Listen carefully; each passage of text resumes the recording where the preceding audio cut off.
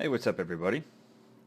Alright, we're back with another video. It's Red76, and this is day 2 for Police Quest 2.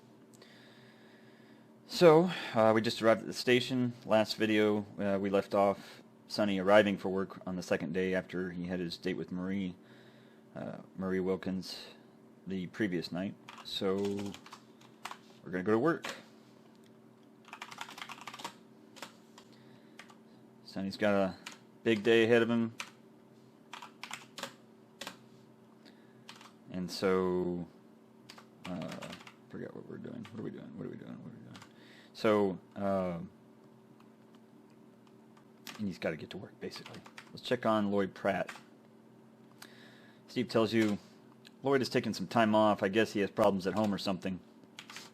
And that's the way it should be. Nobody really needs to know his issues, you know. It's his personal problem.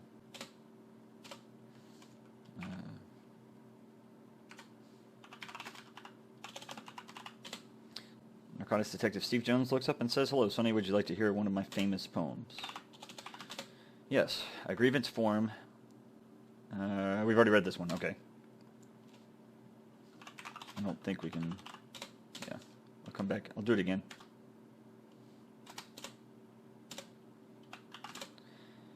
Same thing. He does different ones.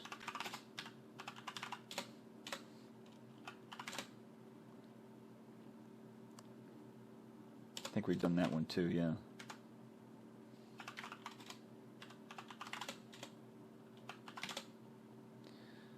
Alright. Soap Suds Sadie yelled out, "Hey y'all, get out of my way while I'm mopping the hall." She mopped and she slopped till the cows came home. Now she's mopping and slopping at home all alone. That is very good. Very good. Get it published. Alright, so Sonny's gonna go and check in with the captain. "Hey Bonds," the captain blurts, "we have a traffic cop standing by down in the old warehouse district with a 187 victim," which means homicide. Continuing, the captain says, "The victim took it in the back of the head. Looks like it could be a professional hit." "Sonny, the address is 160 West Rose. Take Keith and get over there." "Yes, sir." No one responds, of course. Get key. And look board, check the board.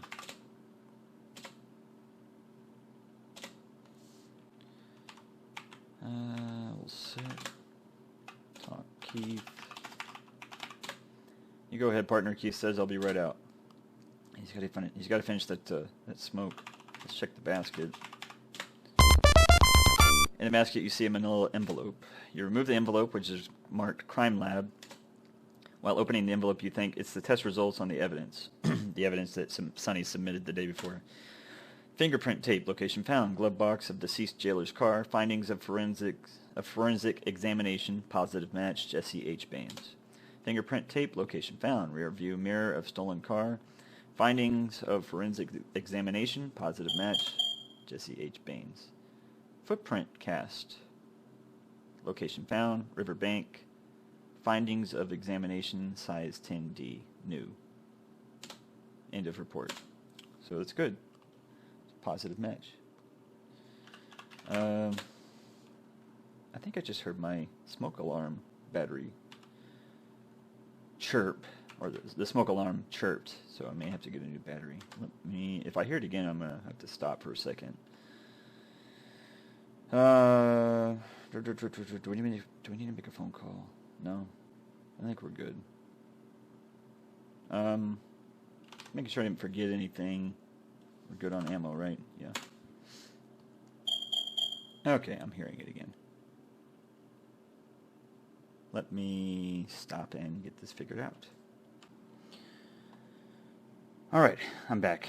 I had to figure out which smoke detector it was. So hopefully, and I had to restore. Let me get this real quick. And the basket. Okay. Alright, so we're going to go check out the murder. Oh yeah, we need the bin. Don't forget your field kit.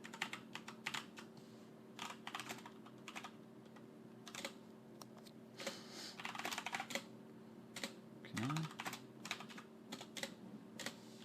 Alright, let's go ahead and head down there.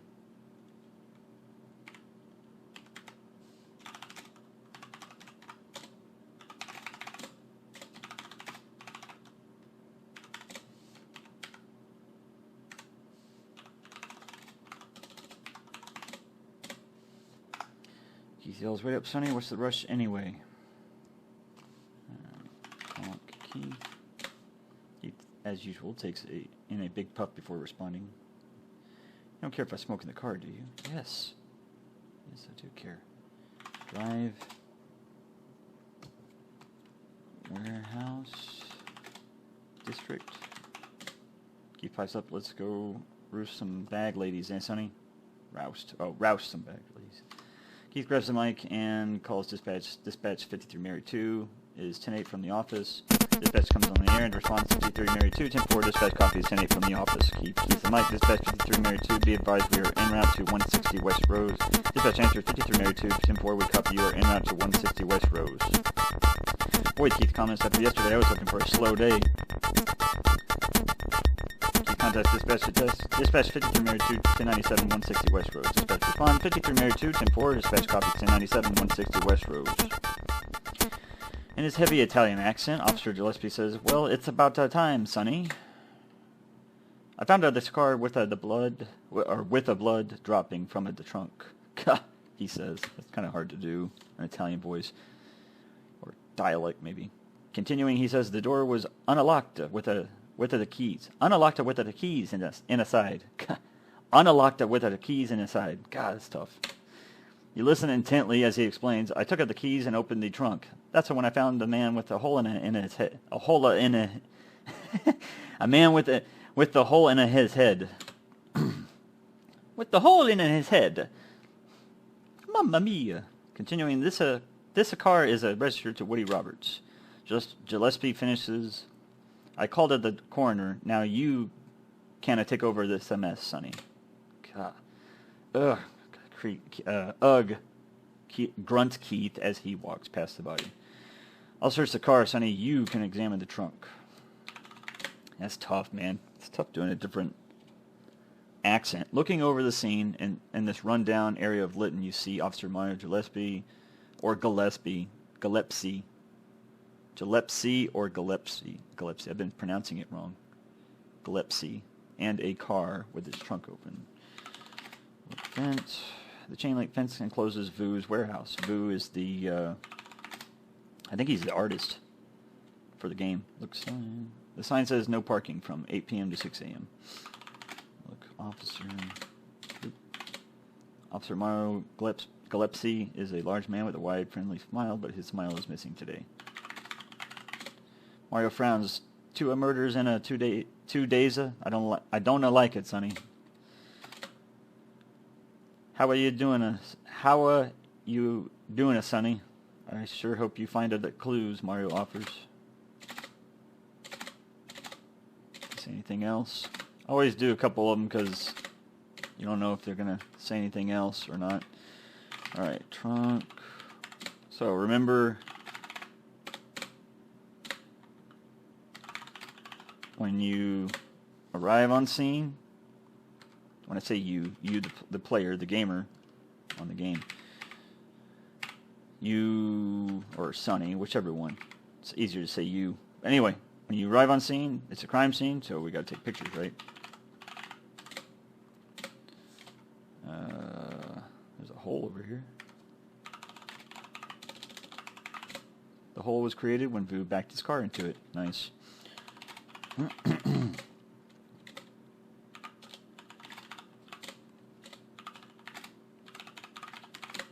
The buildings are old, rusted metal warehouses. Look.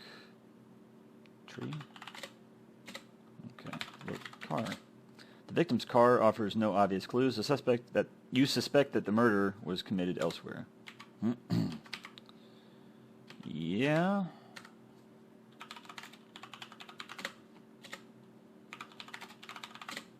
There's blood under the car. Really? Dust. Handle. Not worth processing. Open door. You're not close enough to your car's door. And I don't mean my door. Keith is working inside the car. Don't bother him. It's refreshing to see him work. Yeah. Oh yeah, the plate. Look. Plate. Wow. Sometimes you got to be more specific. I guess it doesn't matter because Gillespie already got it. Get blood. Use an eyedropper to draw up some of the victim's blood. You return the eyedropper to the kit and add the vial of blood to your inventory of evidence.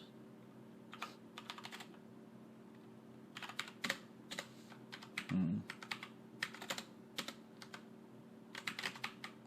about work window?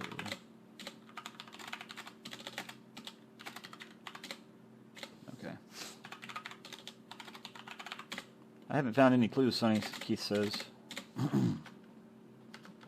Well, then I'll have to do the clue finding, right? Look in.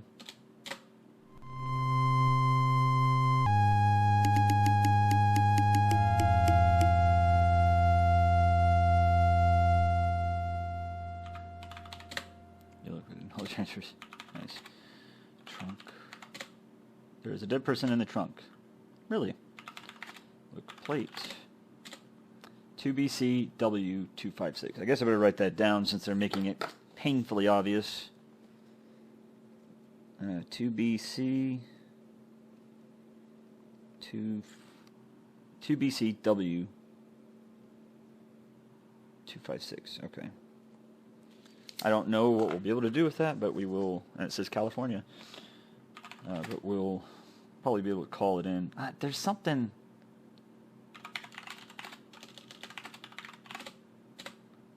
I think there is something we do with it. Okay, take a picture.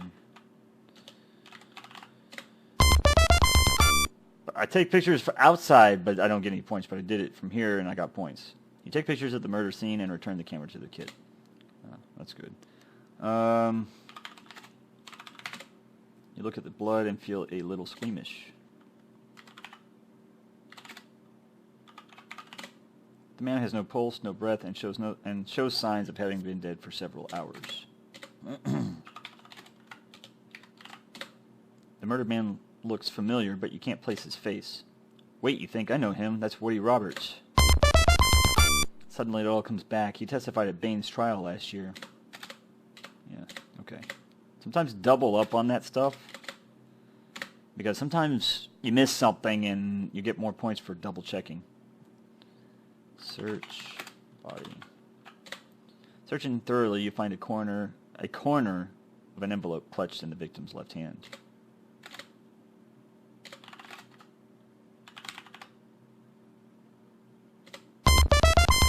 Pry the stiff fingers loose and take the corner of an envelope. He's probably not going to respond. Get a hold of yourself. This guy is dead. The coroner is arriving. Sonny, Keith informs you. Great. Pretty gruesome, eh, Sonny? Groans Mario. How a one person can do that to another is really, sick. Yep. Where is this body? Asks the coroner. I don't see no body. Ha ha. That's funny. That's funny. Let me guess. The trunk, of course. Where else would it be? Yes, sirree, Bob, remarks the coroner. Definitely looks like an execution.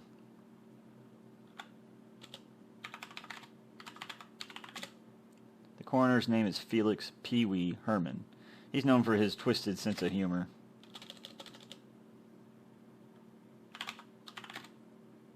Car? There's nothing special about the coroner's car.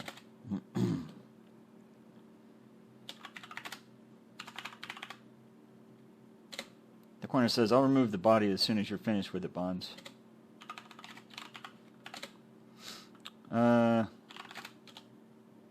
Search body. Carefully, you search the body and find nothing. Look, corner. Corner of an envelope with name and address. Bill Cole, 753 3rd Street, Lytton City. Examine corner. I don't think there's anything else you can do. Yeah. Alright, I think that's it. Get body. I'll take care of the body now, Bond, says the coroner. Would you help me, Officer Gillespie? Asks the coroner. This fella is pretty heavy. He's on a diet now, though. Ha ha. Ha ha. Swag laugh, as they say. Ha ha. Officer Gillespie and the coroner struggled to carry the victim into the back of the coroner's vehicle.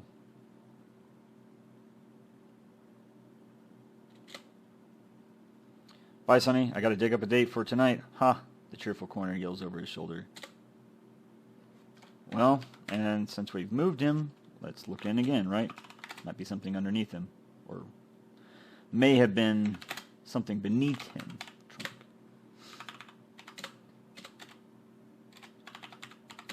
You find a note which had been hidden by the body. Photograph it before you touch it. Okay. Get, let's do dust, note. Nothing, get note. Death threat. The note you found beneath Woody's body, on it is written, "You're a dead man, Sonny Bonds." You see nothing but blood. Okay, blood, I think we've already done that. You have already collected a sample of his blood. Okay. There's something we're supposed to do with that damn license plate. I swear there is.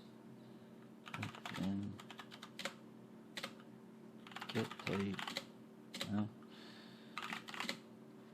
Did you find something, Sonny? Mario asks. Yes. That's great, Mario beams. I hope it helps catch the murderer.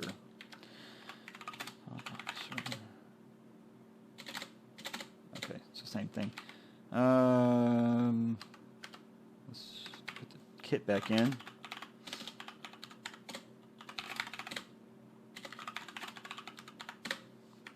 And we will... Okay, call tow truck.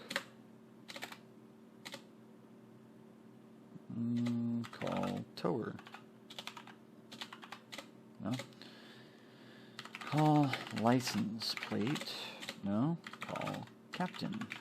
Okay, so we got to do everything from inside the inside the car. Keith yells, "Wait up, Sonny! Don't leave me here."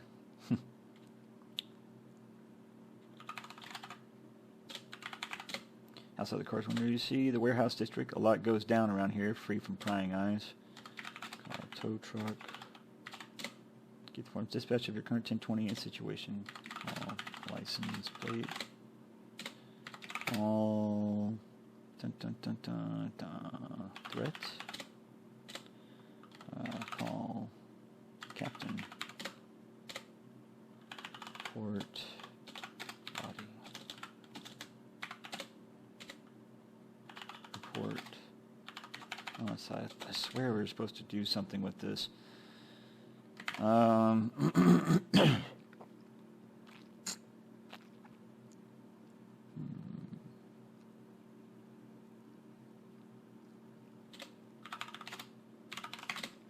Coagulated blood in an evidence file.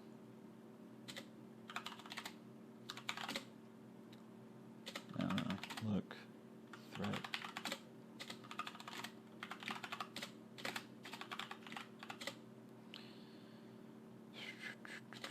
Turn.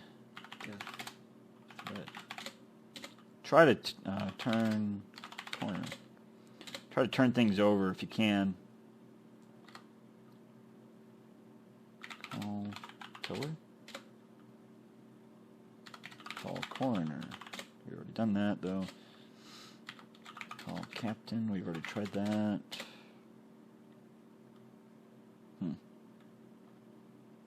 Drive station. I mean, I don't know what. Oh, look corner. There's an address there. Bill Cole, whoever that is. 753 3rd Street. Let's try that. Drive 753 3rd Street. All advised dispatch, Keith says, grabbing the mic. Dispatch 53 Mary 2. We're responding to 753 3rd Street for follow-up. Dispatch response, 10-4, 53 Mary 2, rolling to 753 3rd Street for 187 follow-up. I mean, that's what you do. That's what these guys do. You know, they're supposed to. That's what you're gonna do. You're gonna follow up. You got to investigate and check everything. Check every clue. It could be a lead to something. It may not be. It may just be a dead end. I think we may be getting somewhere, partner, Keith says. We better watch our butts when we get there. I hope this lead isn't a dead end. Yeah, there you go. You contact dispatch. Dispatch 53 Mary 2, 1097, 753 3rd Street. Dispatch response 53 Mary 2, 10-4. Dispatch copies 1097, 753 3rd Street. Too bad they don't have voices to do all that. You gotta read everything out. You're in the parking lot at the Snuggler's Inn. Look. Window. You aren't close to a window. Someone's going to call the cops if you keep looking through the windows like that. Yeah. This is room 108.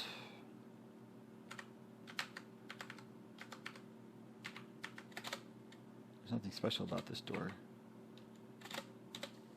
Knock. Oh, not close enough. You knock, but no one responds. You don't have a key to this door.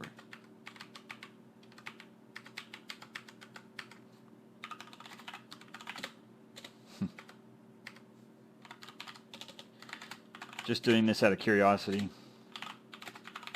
It would not be police protocol, I don't believe, to be just knocking on random doors. Unless you were trying to talk to maybe a possible witness or get information.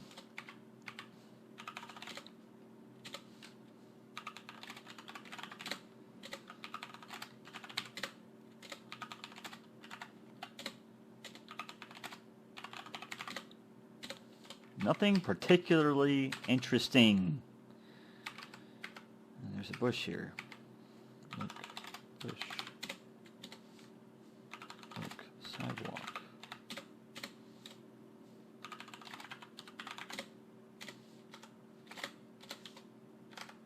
The man at the window says, "Yes, sir, what can I do for you?" You see a man inside, you assume he is the manager. Yes, officer, what, or how can I help you? Talk, man. Yes, sir, what can I do for you? Show corner. Envelope. Corner? No? Show mugshot. Just show him Bains, see if he recognizes him. Well, the manager says, the photograph is vaguely familiar. I believe his name is William Cole. He has room 108. Aha, you think to yourself, Bains is using the name Cole.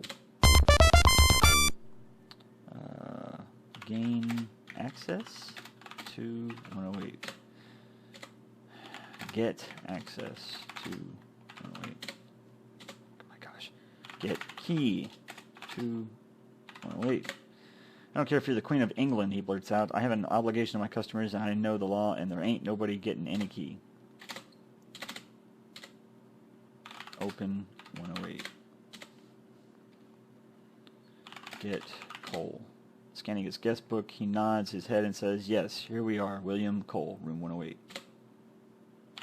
List. The manager says, who are you looking for? Okay, Cole. So, same thing, okay. All right. You need your car in order to leave the area. Okay. So, he's not opening the door. So, what do? We could knock. You knock, but no one responds. Talk, door. Talk, Cole. Talk, Bains. Police!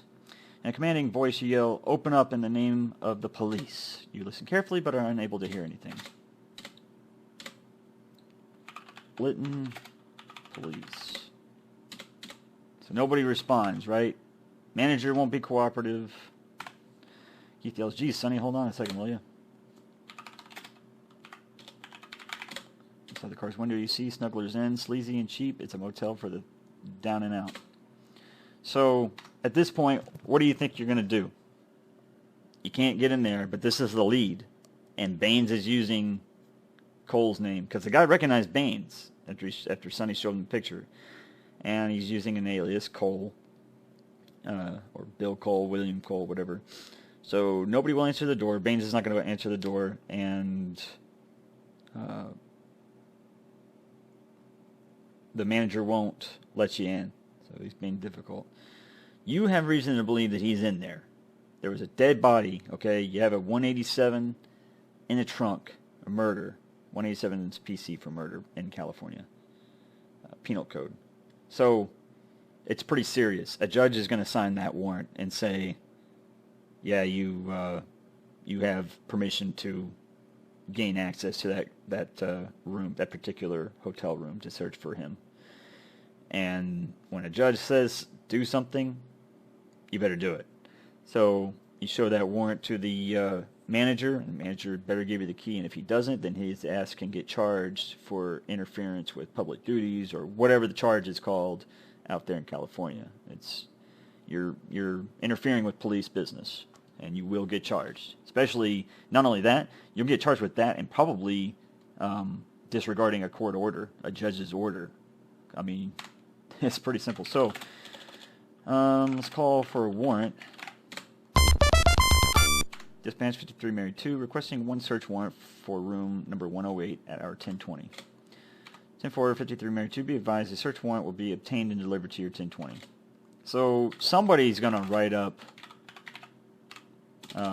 that warrant. I think the police, I think it would be Sonny writing it up. I don't know. I mean, it depends on the department. It may be somebody to be able to do it, but he would be the one, I would think, that has to write the warrant up because he's there.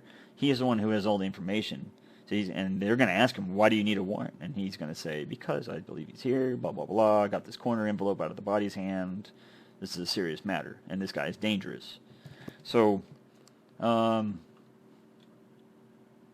got a warrant, so you want some more help. Remember that Bains is dangerous. This dude kills people. He's a murderer. He already tried to kill Bonds, and Bonds is a cop, and he doesn't care.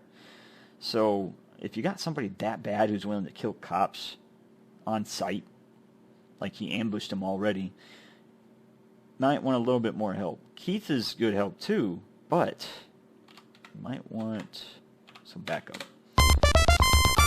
Keith grabs the mic. Dispatch 53 Mary 2, requesting backup at our 10:20. Dispatch answers 10-4, 53 Mary 2. Be advised the support team has been dispatched to your 10:20. Keith blurts out, stop daydreaming and drive somewhere, partner. You can call the captain, but I think we're done. Yeah.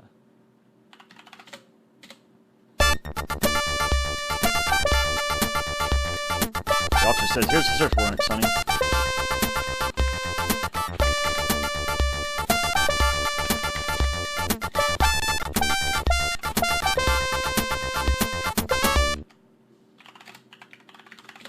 You say thanks. Look, warrant. I don't know if I actually have it in my possession or not. No, it doesn't look like it. I try to look at everything that I get, you know. Look, officer. Look, backup. Look, are they SWAT? No. Look, team. Talk, officer. You explain the situation to Chuck and request that he and his partner get into position next to their car. You got it, Sonny, says Chuck. That's what we're here for. Did you find out which room this dirtbag is in? Chuck asks. Yes, you reply. Room 108. We're ready, Sonny. Show mugshot to officer. Well, I mean, he should so that they know what he looks like. Talk, officer. Okay, so I guess that's it. Okay.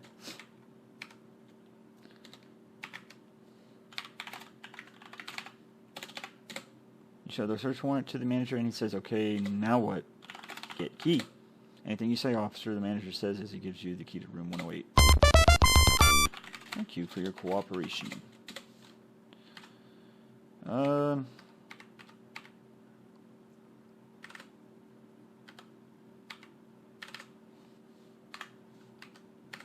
Let's go ahead and draw our weapon. Remember, we're dealing with a dangerous dude here.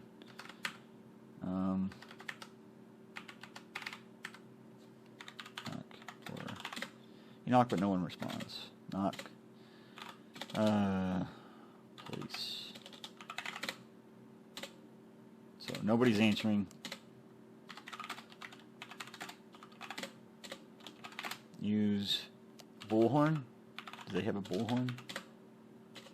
Use megaphone. No. Use PA. Use PA to call Bains. What use do you intend? PA call Bains. PA call out.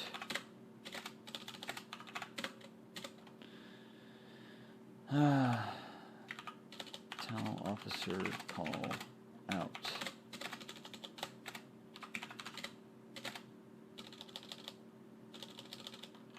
It'd be cool if they could. Alright, so open door. We're going to save it. We haven't saved it, right? So let's go ahead and save it. Now we're about to make entry. Here's the thing. Police, they don't want to stand in front of the door. You could get shot. So you want some cover. Either stand right here or stand right here. So I saved it, so let's try this one. He says, Sonny, be careful now. As the door opens, you are startled by a sudden explosion. Trained reflexes throw you back, slamming your gun against the wall. That was too close for comfort, you say to yourself. You watch as the SWAT team unloads tear gas into the room. So, let me show you that again. I guess it doesn't matter. I stood to the side over here, but he still ended up over here. It's just the way the game was designed. So, unlock door, and watch, he'll slam his gun up against the wall. Sudden explosion. Bam. And, so, you gotta understand, they are telling you that for a reason. He slammed his gun up against the wall. Could have jacked up your sights. And so, when we get back to the station, we gotta readjust the sights on the gun.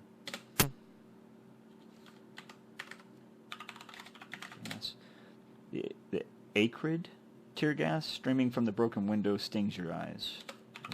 Window.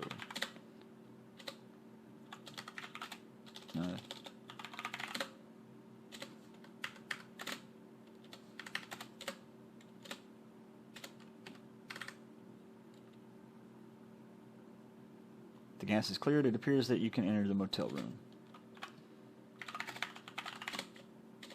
Okay. Keith.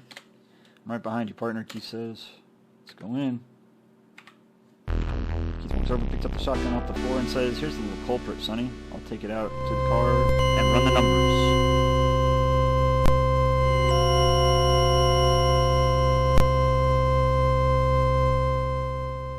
So there's the shotgun right here. There's a chair. And he's got a cable or probably a wire running to the door along the trigger of the gun. So you pull the door open, it pulls this, which pulls this back, I guess it goes up here on a pulley system and pulls the trigger. So the shotgun was probably sitting in the chair aimed at the door. I don't know how he managed to set that up and leave, but anyway, he did, and it shot through the door. So if you're standing in front of the door, you get killed. That's what happens to Sonny. If you have him standing in the front of the door, you get shot. So you got to watch that. You see a dark stain on the carpet. So we haven't checked everywhere. So we'll look back here. You look around the empty bathroom. You see typical bathroom fixtures: a sink, a toilet, a shower, and a mirror. Okay, so it's clear. We're not seeing anybody. Let's check under the bed. You notice that the bed is unmade. Search bed. Don't find anything interesting. Look under. Probably shouldn't search it until you actually take pictures and stuff. Under bed, there's a tube of lipstick under the bed. Okay, but nobody's hiding. So let's put our gun away, and let's let the SWAT team know we're good. Keith returns and says that shotgun has wants on it from a local burglary. He continues, we can contact burglary division for more information. Sounds good. You tell Chuck that the room is secure. Chuck responds, okay, Sonny, we'll wrap things up here.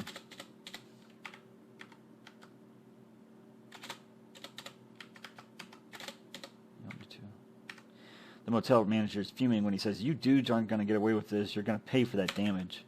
Shit, I didn't do that shit. It was Bains. Talk, man. You guys did a bang-up job of ruining my day, the manager says. Now, how about getting lost? Well, we're not done yet. Now we have a crime scene. But, room key. Isn't that what it is? Motel key. Look, motel key. Motel key for room number 108, property of Snuggler's Inn. We can give it back to him, I think. Give motel key. You have no reason to do that. Give motel key to manager. Okay. See, I give it back to him. No points, but I mean, you don't need it. What are you going to do with it? Plus, the door's going to be replaced anyway. So,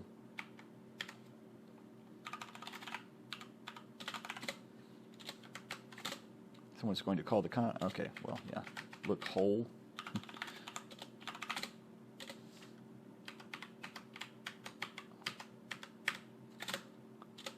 Look, door. The door to room 108 is in bad shape. Look, hole in door. I'm probably going to say the same thing, right? Nope. It's going to say you're spinning your wheels looking at that. Open door. Or, I'm sorry, open trunk. It's a crime scene, so get your kid out. Close trunk. Take picture. Photograph. Really? You should. Take picture. Okay. Look, chair. Bains must have used this chair for the booby trap. Look, wire. The booby trap consisted of a shotgun, cable, and pulleys. It was nearly a deadly combination. As you look at the mechanism that nearly cost you your life, you think, Bains, you heartless rat. Look, table. You see nothing on top of the table. Look, TV.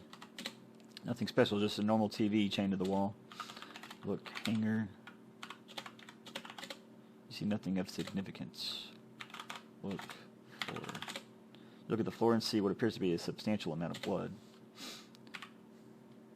Dust, table. Nothing. Dust, chair. Nothing. Dust. Wire. Get wire. Can't get that. Dust, pulley. Isn't that what it's called? Look, wire. Yeah. Okay. Look, picture. You look at the painting and think, not bad for a print. Dust, picture.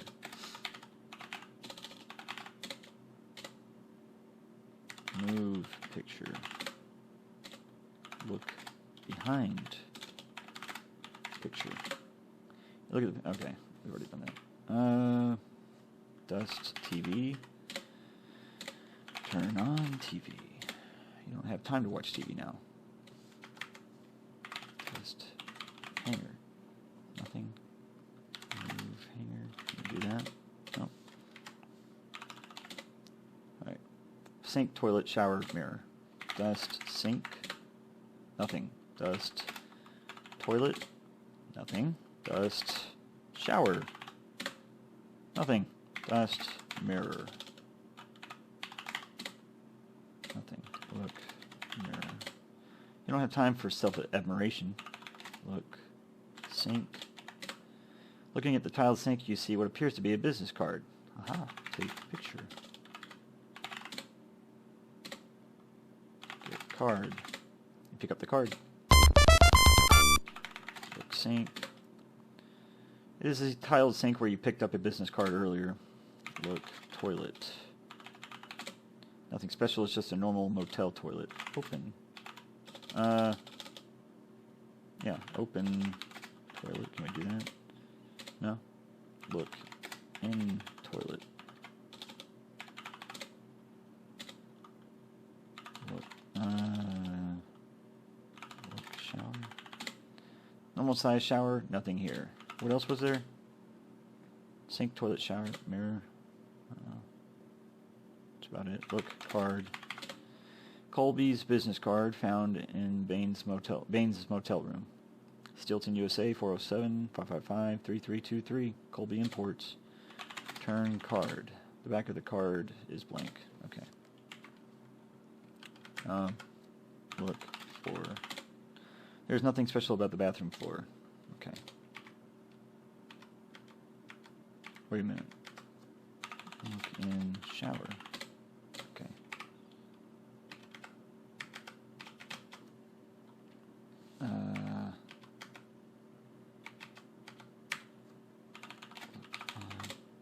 There's a dark stain on the carpet. Get blood. Using the eyedropper, you take a sample of the blood from the floor and put it into a vial.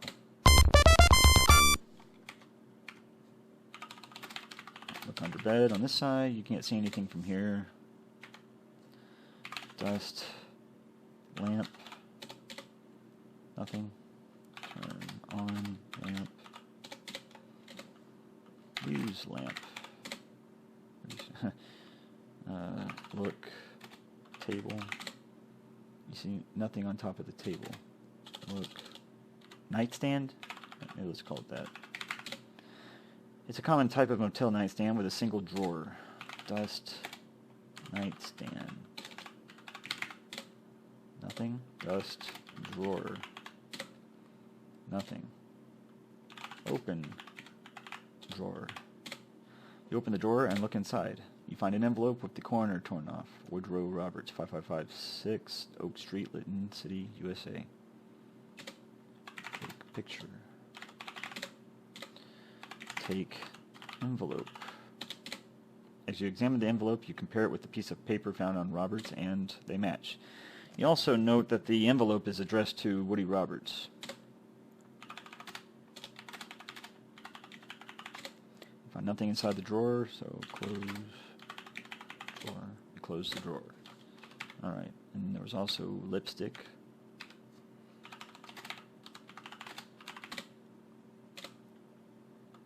Take picture. Under there. Okay, get dust, lipstick. Okay, get lipstick. The label reads, label? Is that how you spell label? I thought it was L-E. Label reads Pink Rapture by Donna Lee Cosmetics. This is the same brand that Marie uses, you think? That's not a good sign. Look under bed. There's nothing under the bed.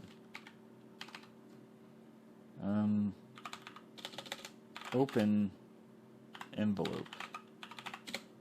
After reading the letter, you ponder its contents and think, Bains mailed the letter hoping to suck Roberts in by offering him a business deal.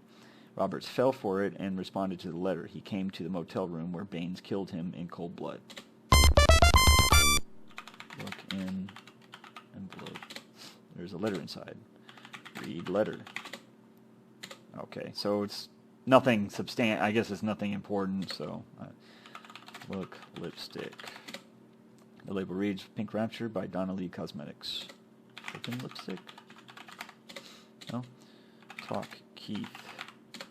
Keith's not close enough to talk to. Well, Keith laughs uproariously, maybe.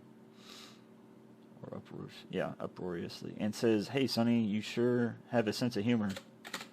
He says, boy, I just love this police business.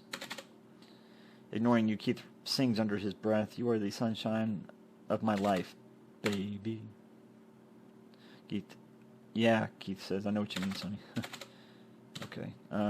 Show Keith lipstick. Talk Keith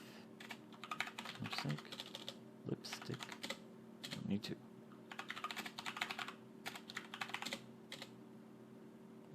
Talk Marie. Okay. So Sonny should be worried. I know I would be, because I'd be like, what the hell? What is this doing here? Open trunk. Put kit. Close trunk.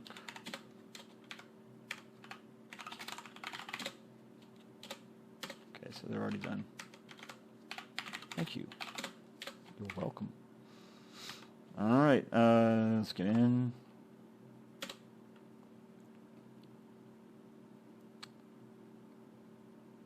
So, call captain. So, what do you think now?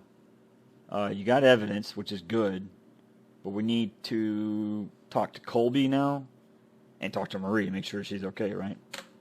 Get the forms. Dispatch of your current 1020 in situation. Call Marie. Let's just go there instead of calling, right? So drive Marie house. I'm sure there's nothing to worry about, Sonny, but let's not waste any time. Keith grabs the mic and calls dispatch. Dispatch 53 Mary 2 is 10-8 from 753 3rd Street.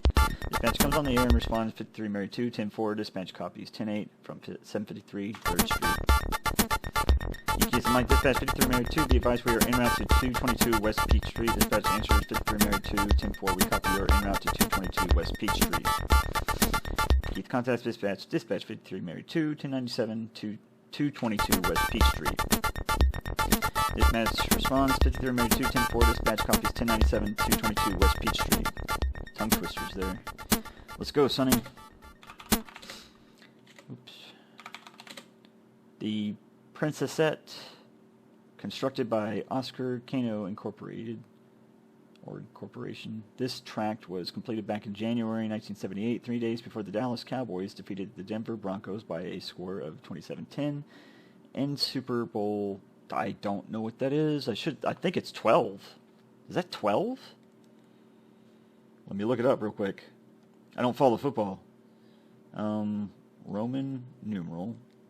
I'm curious. 12. Ha! I was right.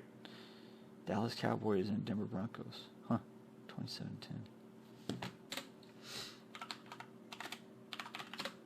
Okay. Look. Ground. Your mind is wandering. You're getting off track. Look. Tree. Marie keeps everything well manicured, pruned, and free of weeds.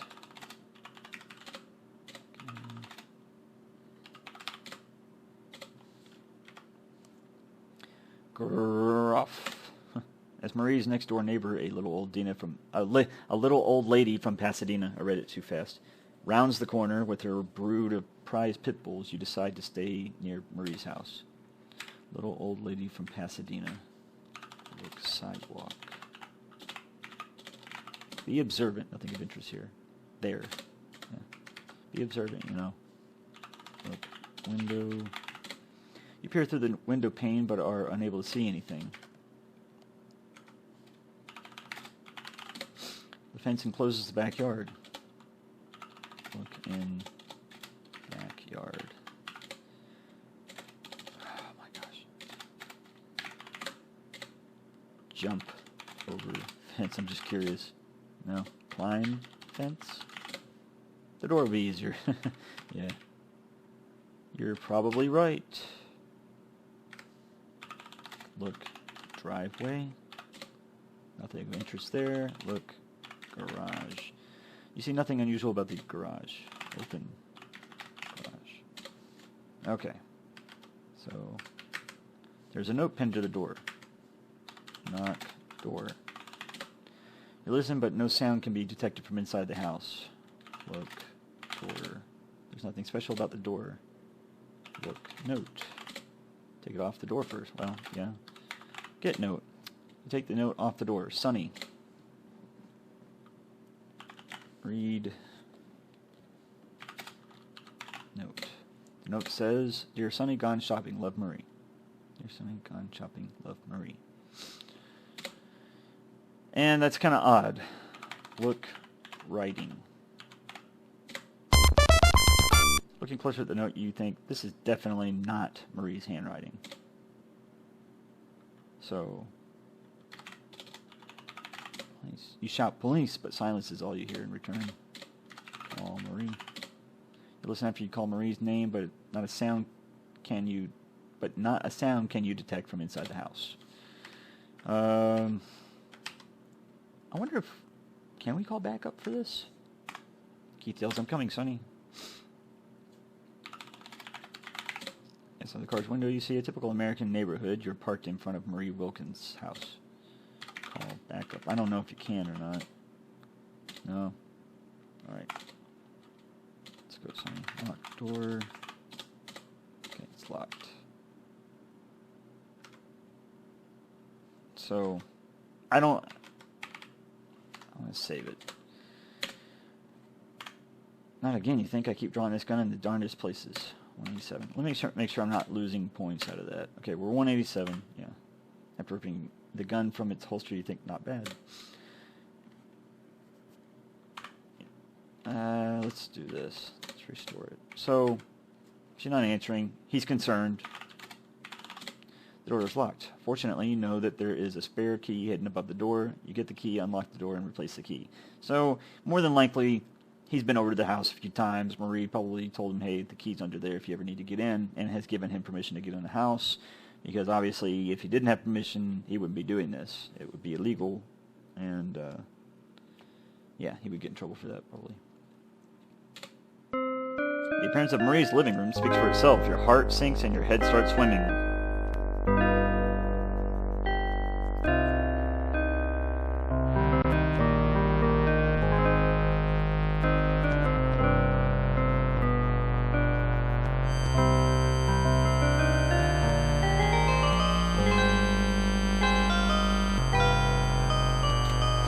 Oh, Marie, you think, what has that maniac done to you? Trying to keep your composure, you say to Keith, okay, Keith, why don't you go check out the back of the house? I'll look around here.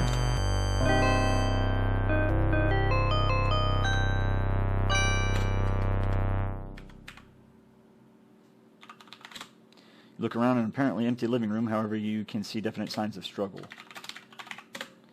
He is not here.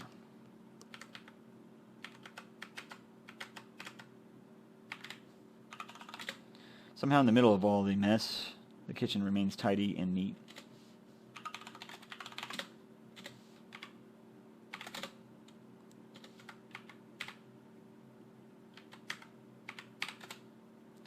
There are signs of a struggle in Marie's bathroom. Marie is not here. You close the door.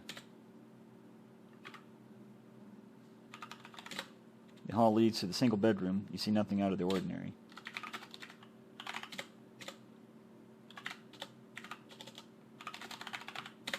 Keith simply grunts in reply. So, you would, I mean, if you go into somebody's house and there's signs of a struggle, yeah, probably ought to pull out your gun, especially with somebody like Bains, and check.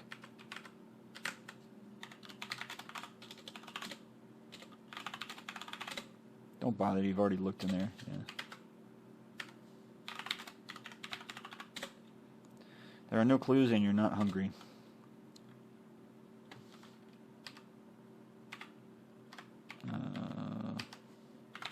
Counter.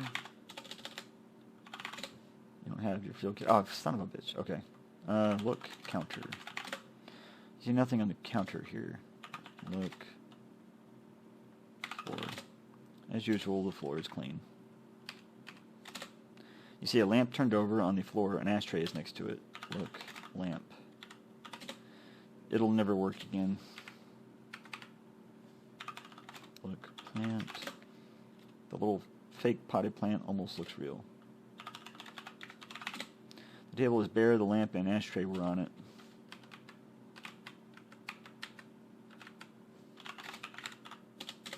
Nothing about the lamp will help. Look, tray. Look, ashtray.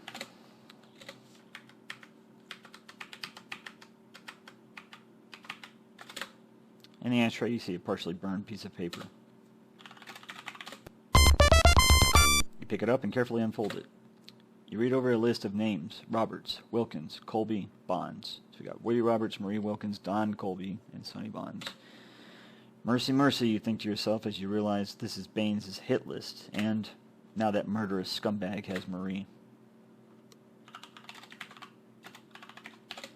You see an empty ashtray.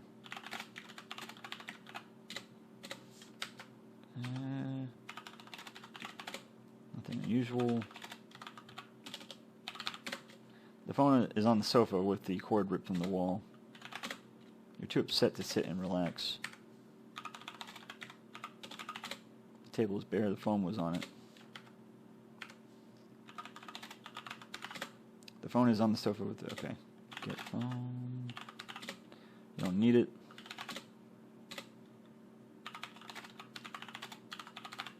Nothing. It's not even dusty.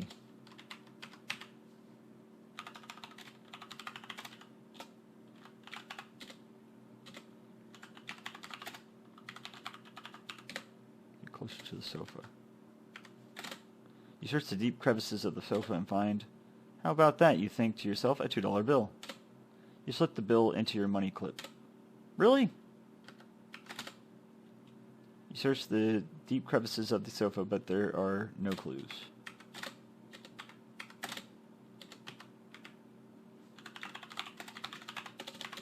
You search the deep crevices of the chair and find, how about that? You think to yourself, a $1 bill. You slip the bill into your money clip. Good Lord. You search the deep crevices of the chair, but there are no clues. I didn't know you could do that.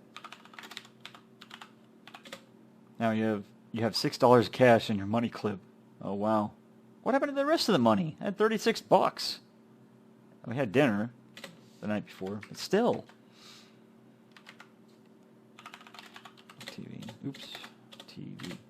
It's a 19-inch Dynaview color portable. Turn on TV. You don't have time to watch TV. Look, picture.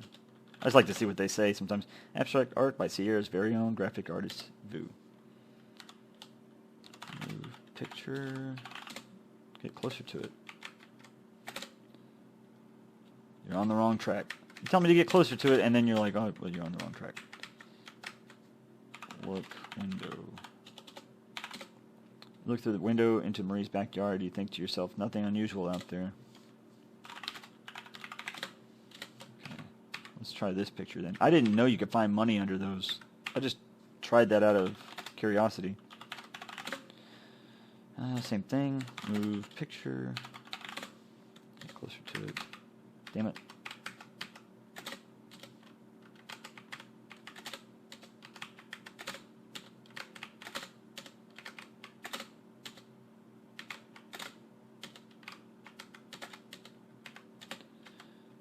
But, like, why would it tell you?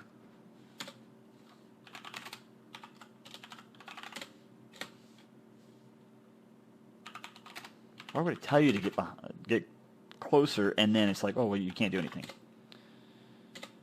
Huh. Beneath. Not really the correct terminology, but we could try it. Nothing. It's not even dusty now. Oh. Look under chair. Okay.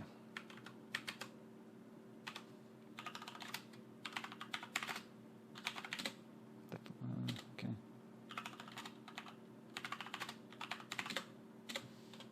Can't think of anything else.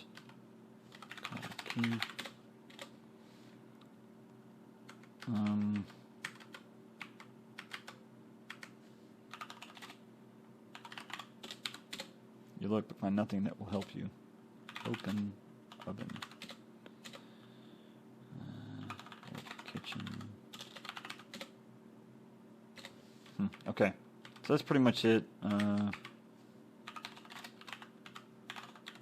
Keith is taking care of it.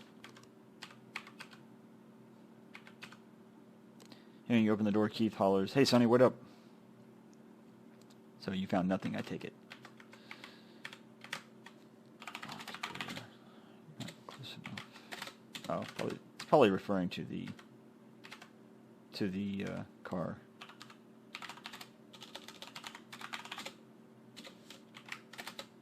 Okay, it's unlocked. Keith yells, "I'm coming, Sonny."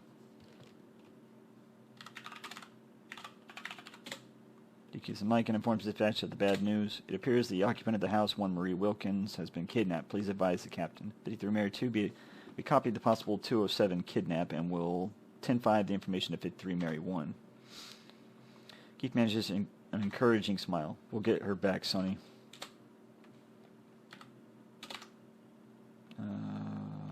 So, what do we have?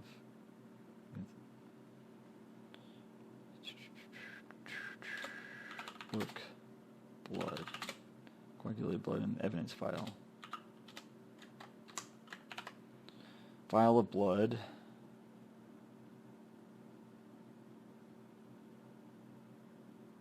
Probably different blood, huh? Same thing, yeah. Should have 2 vials of blood, but that's probably just the way they did the game. So Colby's in Steelton. Marie's not here. Let's go back to the station, right? He grabs the mic and calls dispatch. Dispatch 53 Mary 2 is 10-8 from 222 West Peach Street. Dispatch comes in the air and responds 53 Mary 2, 10-4. Dispatch copies 10-8 from 222 West Peach Street. Keeps the mic. Dispatch 53 Mary 2, be advised we are en route to the office. Dispatch answer 53 Mary 2, 10-4. We copy you are en route to the office. Dispatch 53 Mary 2, 10-7 at the office. Dispatch responds 53 Mary 2, 10-4. Dispatch copies 10-97 in the office. Okay, he said that before. Okay, it's locked.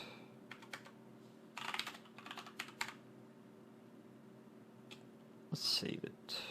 I'll just leave the kid in there, right? I mean, why not?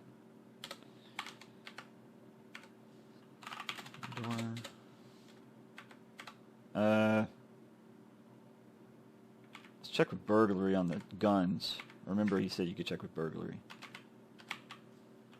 Oh, man. Detective James Simpson says, what a rat race burglary division, and blah, blah, blah. Okay, talk, guns. What can I do for you, says Detective Simpson. Talk, shotgun.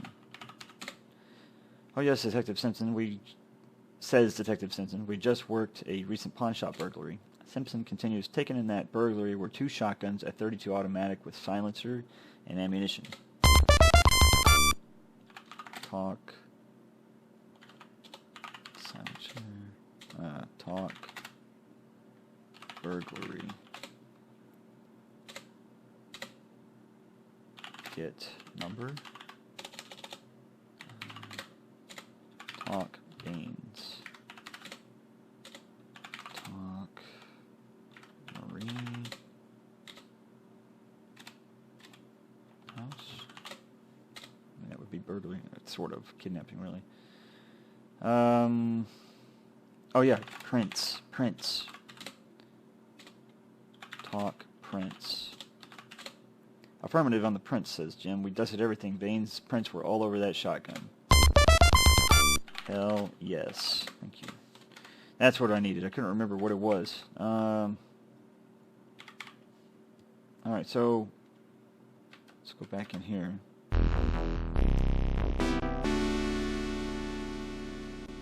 Sorry to hear about Marie, Sonny, Captain Fletcher offers. If you boys have a solid lead, now's the time to bring it up. Save. Because I don't know what this is. I don't know what I'm supposed to say. I've always tried to figure this out and I couldn't. So, the only solid lead I have is Colby. Excuse me, right? So, let me think.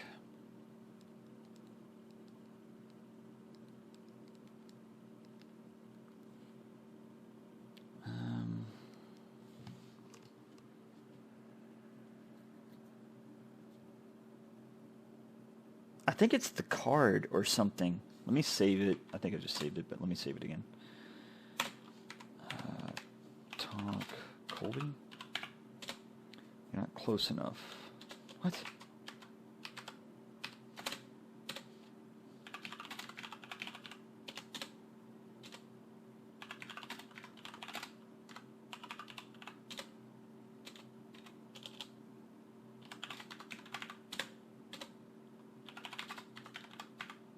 .194 at 300. The captain takes the victim list from you and begins to read. The captain mumbles. Everyone on the list testified against Bains and are now either dead or missing, except you and Colby. The question is, Sonny, will he go after you or Colby next? Captain Hall takes the card from you, so Bains knows where Colby is. This chump Bains, he continues, most likely has kidnapped Marie to use her as a hostage. He's trying to sucker you into another setup, Bonds. A maniac like Bains is hard to read, boys, Captain Hall muses. You've got a blank check to proceed however you feel is best. I'll book this evidence for you. You better decide what to do next, and fast. See how we didn't get any points, and now we don't have the card. So, Captain doesn't like you messing with the things on his desk.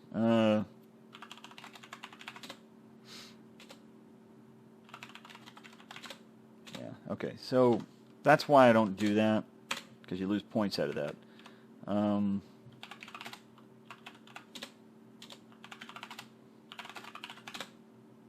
What? Why? Just why?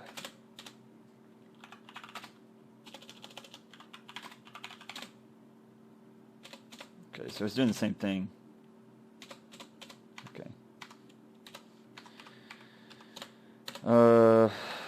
What about ticket? We're gonna have to go to Steelton. So what about ticket? Ticket?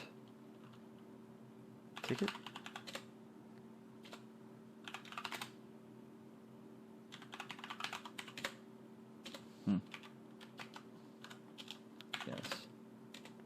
No. Sit.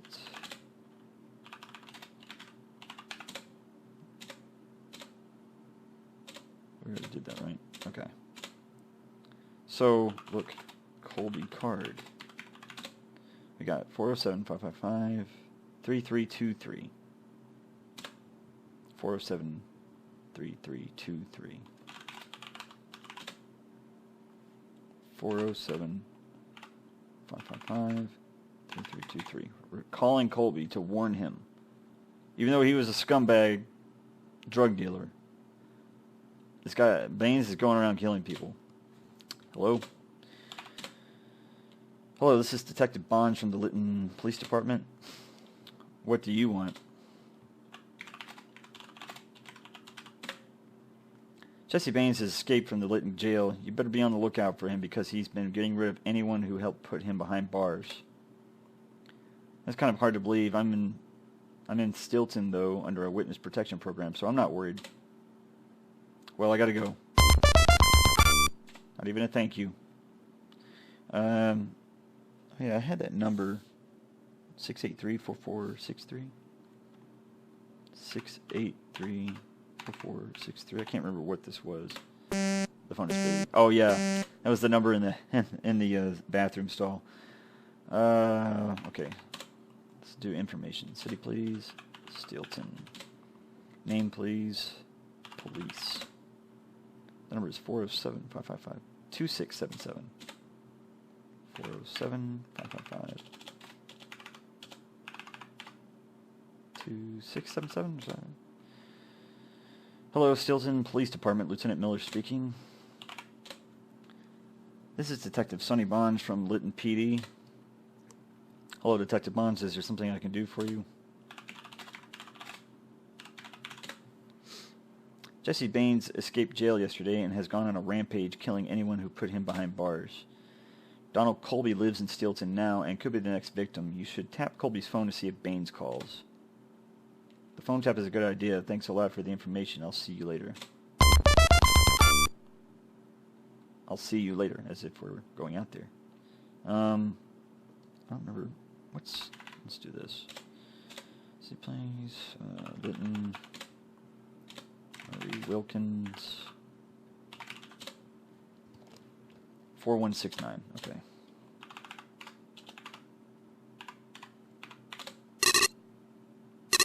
Suspect, no one is there. And hang up. So she's not answering the phone.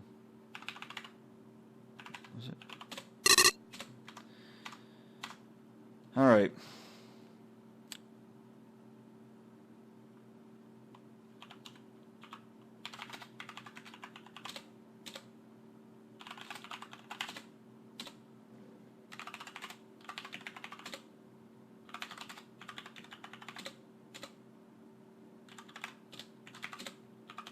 So, look at her handwriting.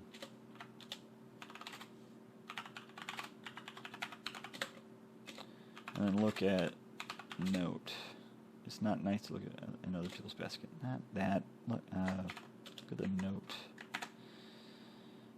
Note from Marie's door. Look, note. Look, door note.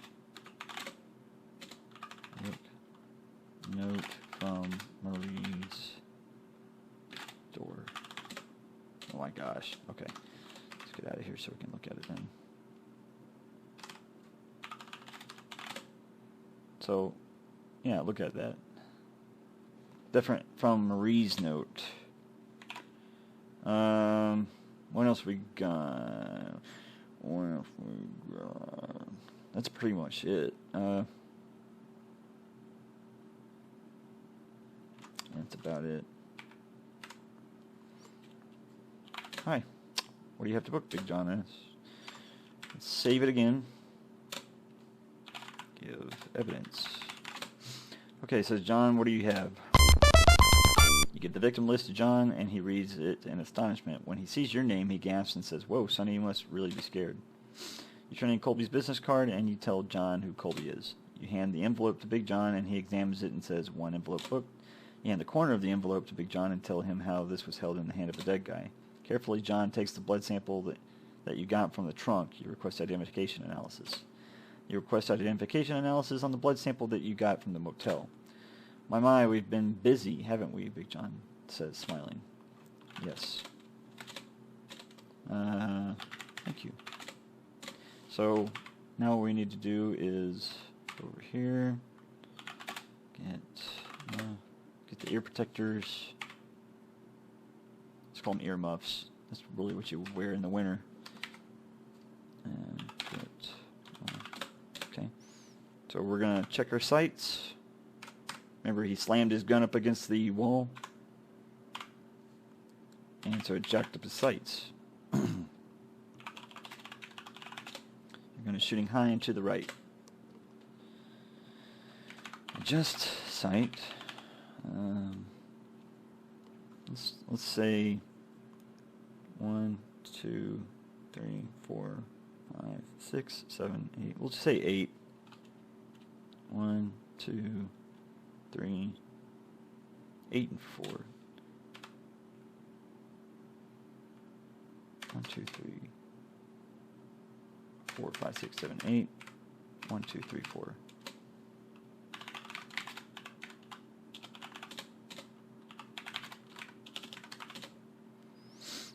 Alright, let's try it again.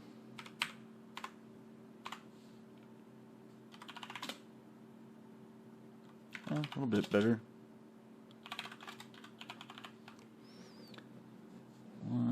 Let's try about maybe 5 more to the left and 2 more down. 1, 2, 3, 4, 5. 1, 2.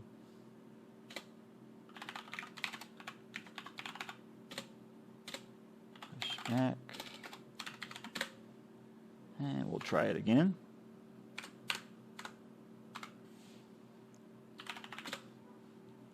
A little bit better. I think it's actually okay.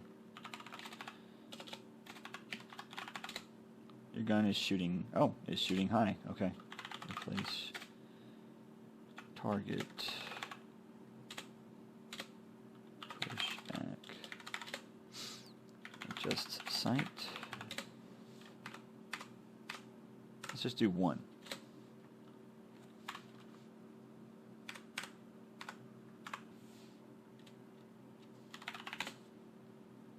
Damn. 2.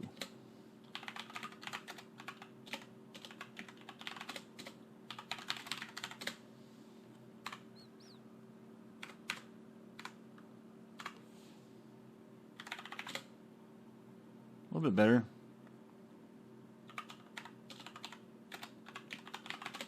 Your sights are properly aligned. We can do that. We can leave it alone then. Replace target. Push back.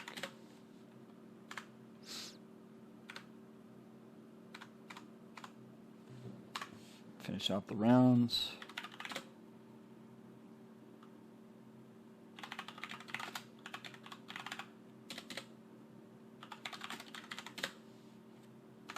Loaded.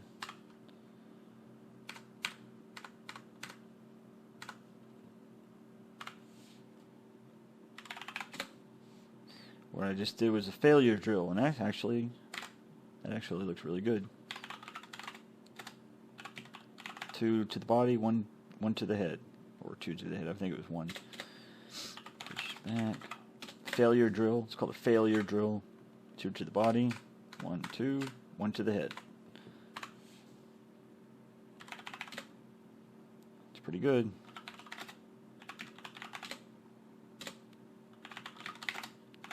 So once your sights are properly aligned, you're good to go.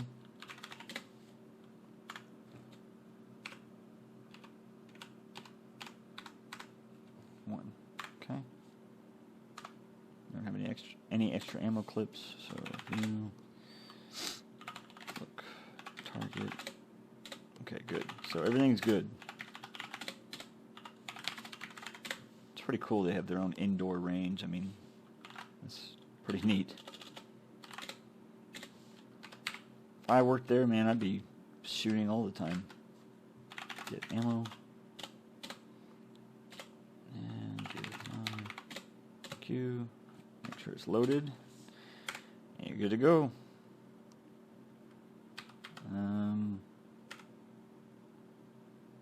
I think that's pretty much it. I mean, there's not really anything else you can really do. It's just the same thing, right? Okay. Yeah. What else do we have?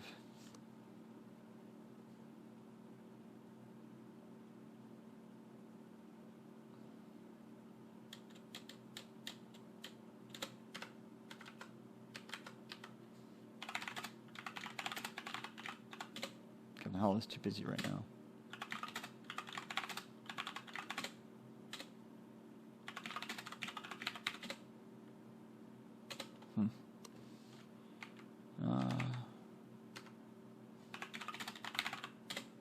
He apparently is lost in thought, but you know better.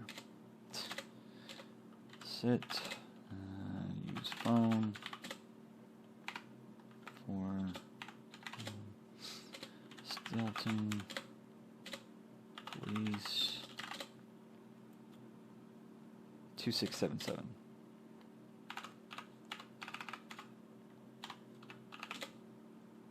Hello, Steelton Police Department, Lieutenant Miller speaking. Talk. Trip to Steelton.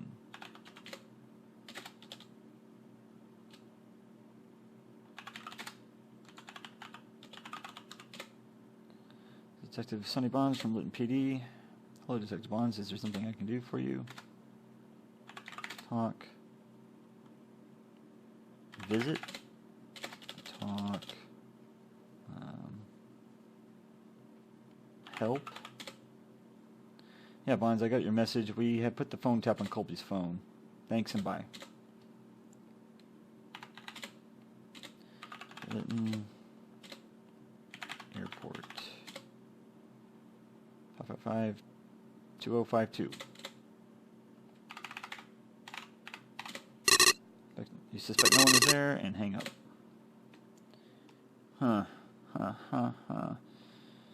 So, I mean, at this point, you know, what would we do? We could ask about the trip, taking a trip to Steelton, because that's probably where he's at. It's kind of a weird deal. I don't know if they could do that because they're out of jurisdiction. Get trip to Steelton. Go to Steelton. Talk Steelton.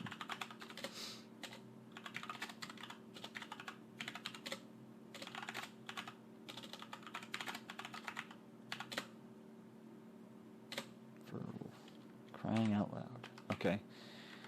So, I think we're done here. I don't recall that there's anything else we need to do. We know Bains is on his way over there, I think. Or we can check and see if he went there. But he was here in Lytton, even though he took a trip to Houston. He must have come back or something. I don't know. But anyway, we could take a trip there and see. Let's just save it, or let's just go and go to the airport and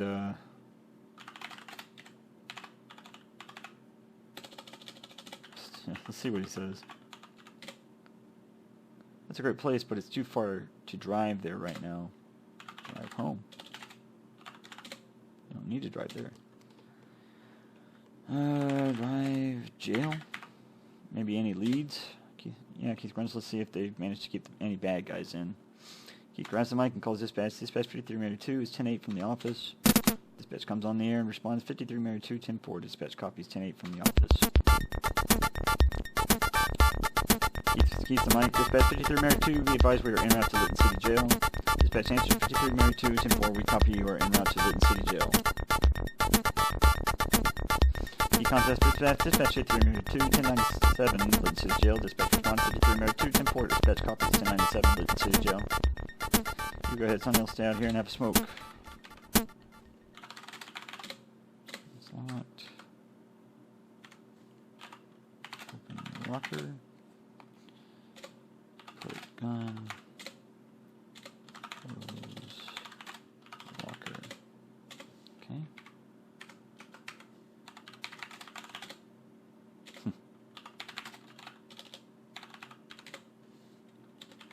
Right. Show ID. You hear a loud little clank as the jailer releases the door locks. I hate to be rude, Bonds, he says, but I'm really busy unless you have important business to show yourself out. Talk. Bains.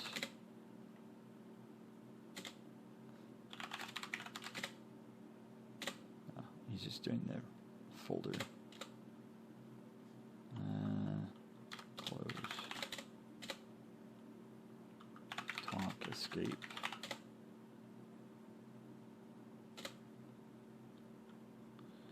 So nothing new. Follow up.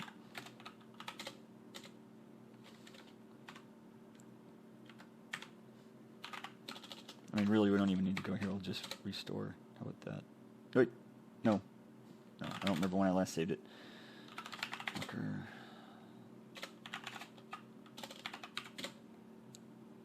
Okay. So let's head to the airport. Door's locked.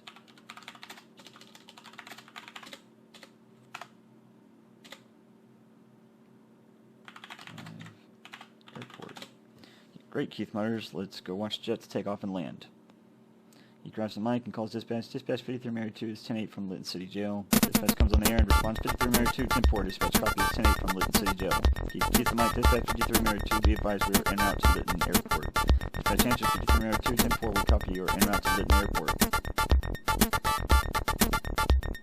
Contact dispatch 53 Mary 2, 1097 Lytton Airport. Dispatch responds 53 Mary 2, 10-4. Dispatch copies 1097 Lytton Airport. I think that's the last time I have to do that. Keith whines, I forgot to pack my toothbrush. I really think that's the last time. Locked door, it's locked. Okay, it's locked. So we're going to get the, don't forget your kit. Open trunk. Get kit. Close trunk. And we're off.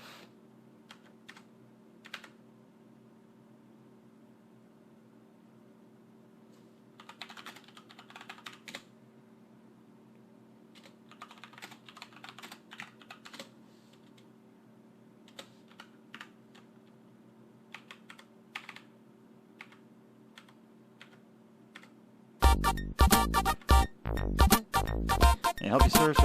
Ask the ticket agent. Show ID. Agent says, yes, officer, what do you want? Show mugshot.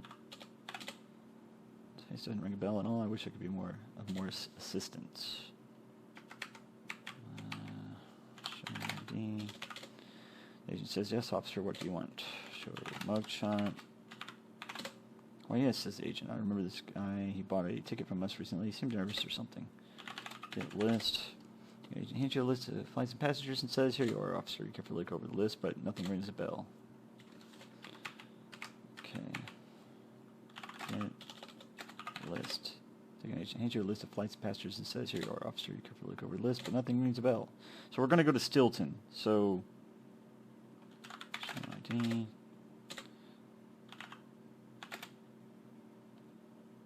Phone. Would you step around to the side of the counter, officer? Yes. You pick up the phone.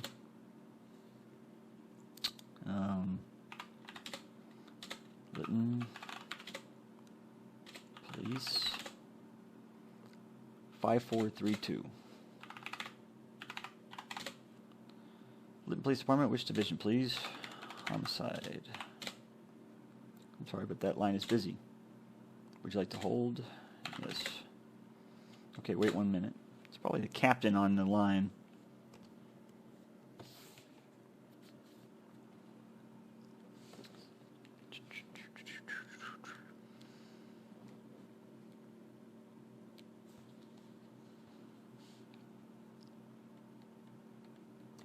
You have a feeling that somehow you were forgotten. Yes. I know that feeling all too well. Click, click. Talk, Keith. Talk, trip to Steelton. Talk, Steelton.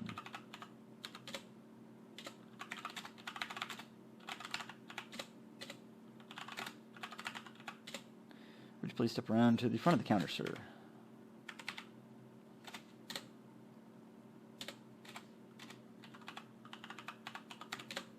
Your ticket to Steelton will be $160, please. You look at the folding cash and your money clip, and you know beyond the shadow of a doubt that you'll never board that flight for Steelton if you have to pay for it yourself.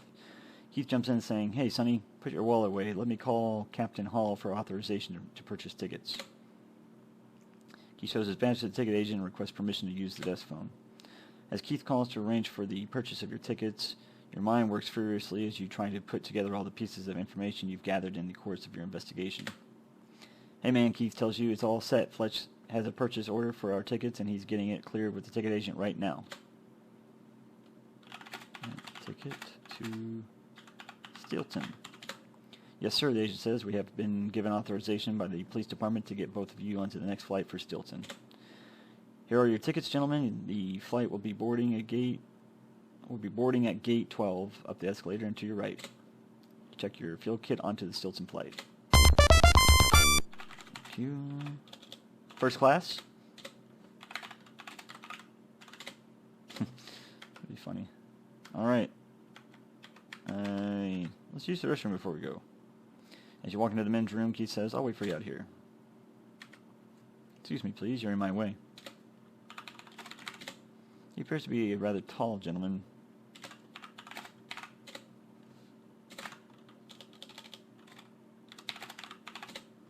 "Listen, I've got a flight to catch, so if you'll excuse me." But, yeah. Open. Sit. Now is no time to relax, Sonny. You take time out for a natural body function. That's funny. "Phew," he sighed. "I need to quit drinking so much coffee."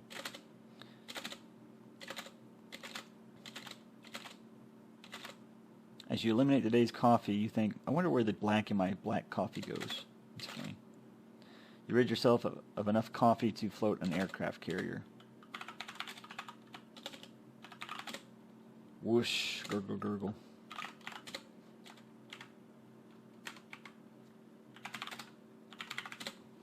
That's a good boy. It's not worth any points, but at least you're clean. You turn on the electric hand dryer. The warm air feels good on your hands. See? Proper. Wash your hands after you use the toilet.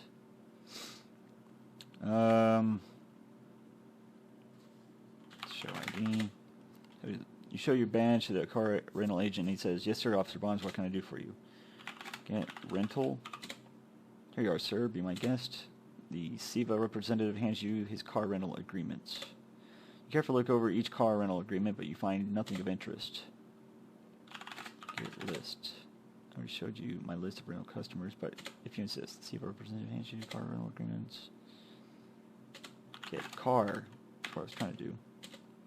Rent car. Why in the world would you want to do that? Your own car is outside. No, for the love of Pete. It's fine.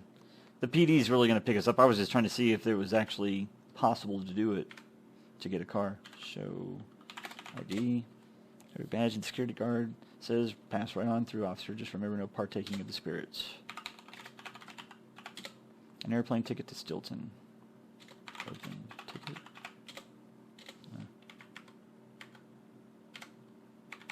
Save it. Save.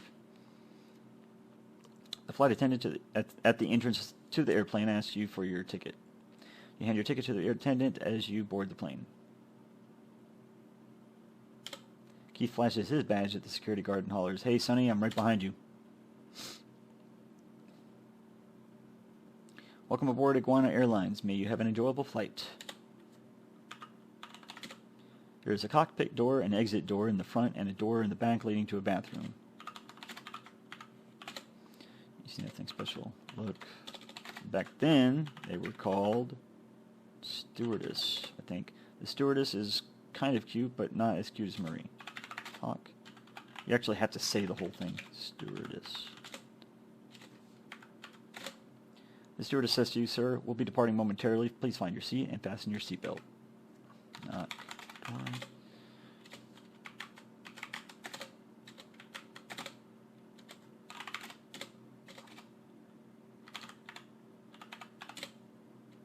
Really? Isn't that what it is? Cockpit, yeah. Open door. The cockpit door is locked. Access for crew members only.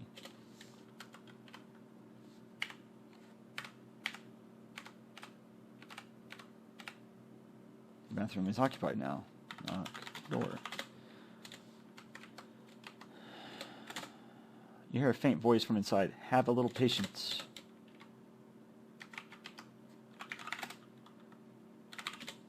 I'm reading. "Find your seat, would you, fella?" "This is my seat, and I ain't moving," growls the passenger. In a rude tone of voice, the passenger says, "Would you kindly sit down and quit asking questions?" The passenger looks at you and says, "Great day for flying, eh, mister? Show ID." Show. As you feel the engines begin to roar, the captain makes an announcement. "Attention, ladies and gentlemen," he says. "This is your captain speaking. We are about to take off. At this time, we ask that all passengers take their seats and fasten their seatbelts. Thank you." Show. Mugshot. Just curious. Nope.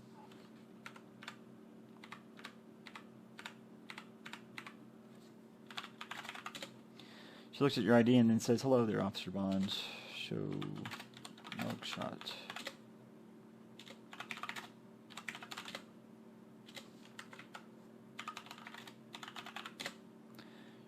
You're not sure, but it looks like Keith's hair is less gray. You think, is he using Grecian formula? Grecian or Grecian? The seats are fairly comfortable, although a little too low to the ground. Look.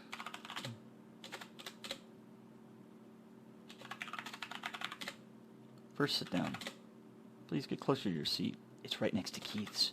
The stewardess says to you, "Sir, we'll be departing momentarily. Please find your seat and fasten your seatbelt."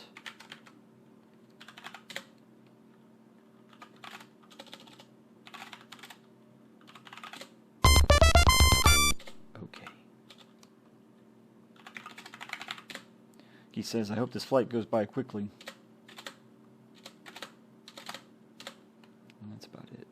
You relax as the plane prepares to taxi toward the runway. So, let's save it. Pretty cool, man. You get to take a plane ride.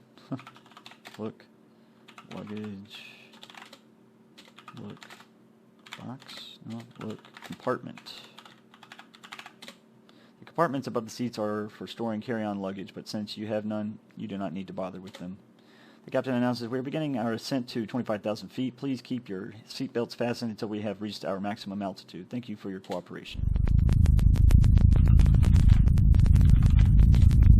It's not a very spectacular view while sitting on the ground. And up, up, up, up, and away we go. Just as you feel the aircraft level out, the captain makes an announcement. "Attention, ladies and gentlemen," he says. "This is your captain speaking. We have reached cruising altitude." He continues, "Please feel free to remove your seatbelt."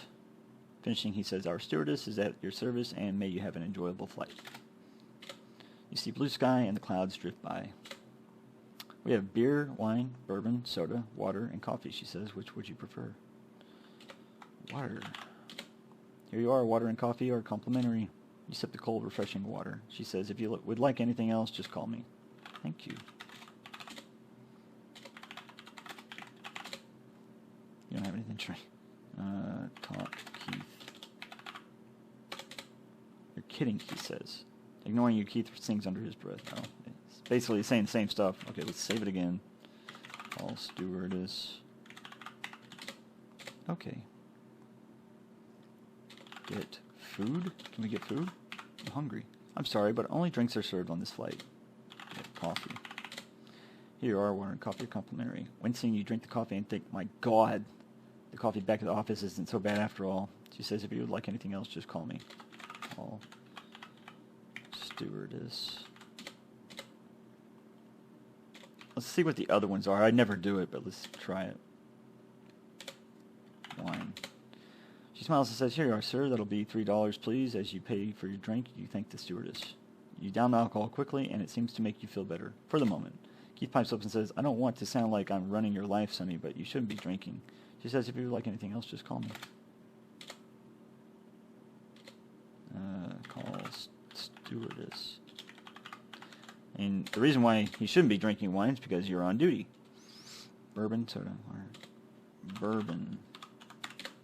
She smiles and says, here you are, sir. That'll be $3, please. As you pay for your drink, you thank the stewardess. You down the alcohol quickly, and it seems to make you feel better for the moment.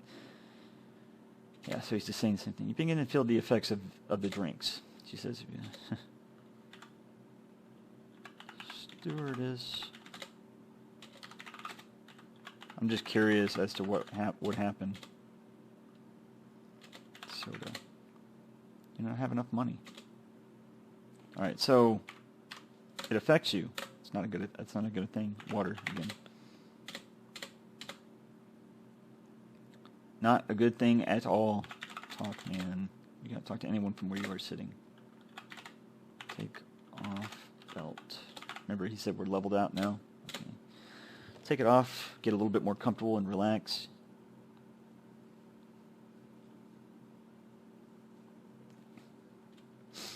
She's just going around taking orders from people. She doesn't have that big cart she's got to wheel in between the seats, though.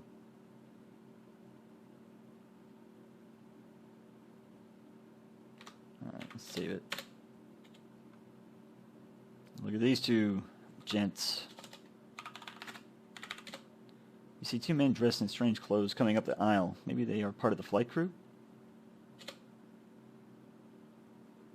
As the stewardess struggles, trying to break free, the man screams out, do not move, pig, or pegs, or I will blow out her brains. These plane is ours, he commands in the name of the Sheik of the Golden Sands. Just then the captain speaks over the PA system. This is the captain, he says. We are being hijacked. Please do as they say and don't try to be a hero.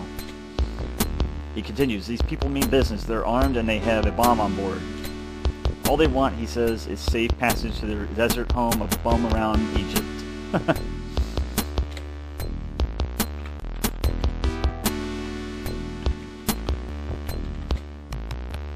The stewardess is in a state of panic.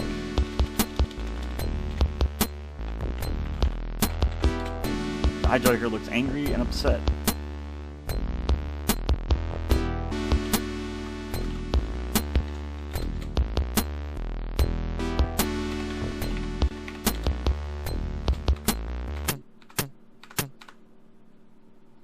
Shots. With master marksmanship, your bullet has found its target. The hijacker falls to the floor, and in his dying breath, he says, I'm taking you all with me, he says in a fading voice. The timing device on the bomb has been activated. You put your gun back in your holster and survey the onslaught. The people on the plane look relieved. The stewardess, still badly shaken up, thanks you very much for saving her life, and then heads into the cockpit. Hear the ticking? He says, boy, Sonny, you're a hero, but we had better find that bomb or else. I'll go check the cockpit for the bomb. You search the cabin area. Okay, let's definitely save it. So,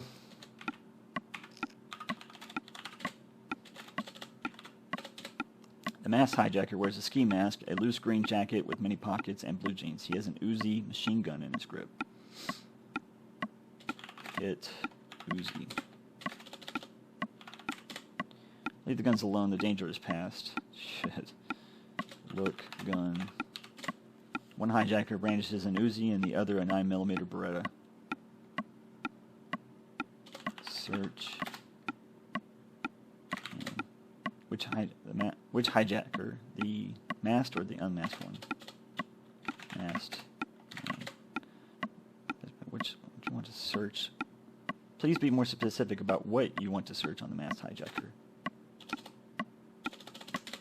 You lift the mask off the hijacker and find nothing but an ugly face. You look better with it on, so put the mask back on. Search pockets. And for the love of God, please do it quick. You find a pair of wire clippers in the jacket pocket of the masked hijacker. Try again. Search.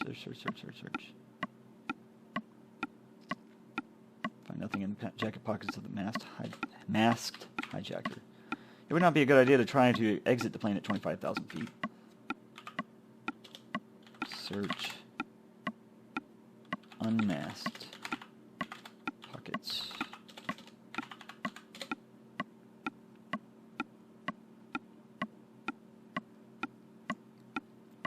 You find nothing in the jacket pockets of the unmasked hijacker. Thank you. Search. Turban. Maybe he hid something in his turban. You search the unmasked hijacker's turban and find a piece of paper entitled Building Your Own Bomb. Yes, thank you for telling me that. Checking it twice, you find nothing more. Alright, let's get to the bomb. Probably in the bathroom. Looking around the room, you see a sink, a toilet, a trash can, and a paper towel dispenser. Yuck, you look, but all you come up with is one nasty smell. Okay.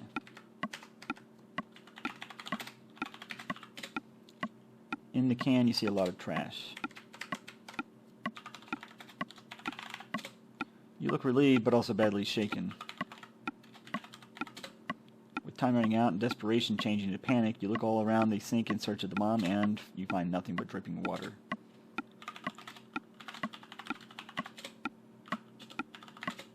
Looking around the room, okay.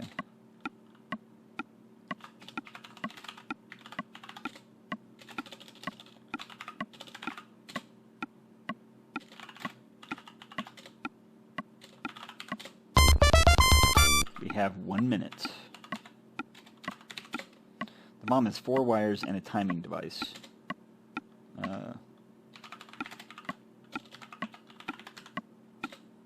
Pair of dull but usable wire clippers made in Beirut. Or Beirut. Maybe that's what it is, Beirut. Look. Bomb plan. What was it? Instructions. Look. Instructions.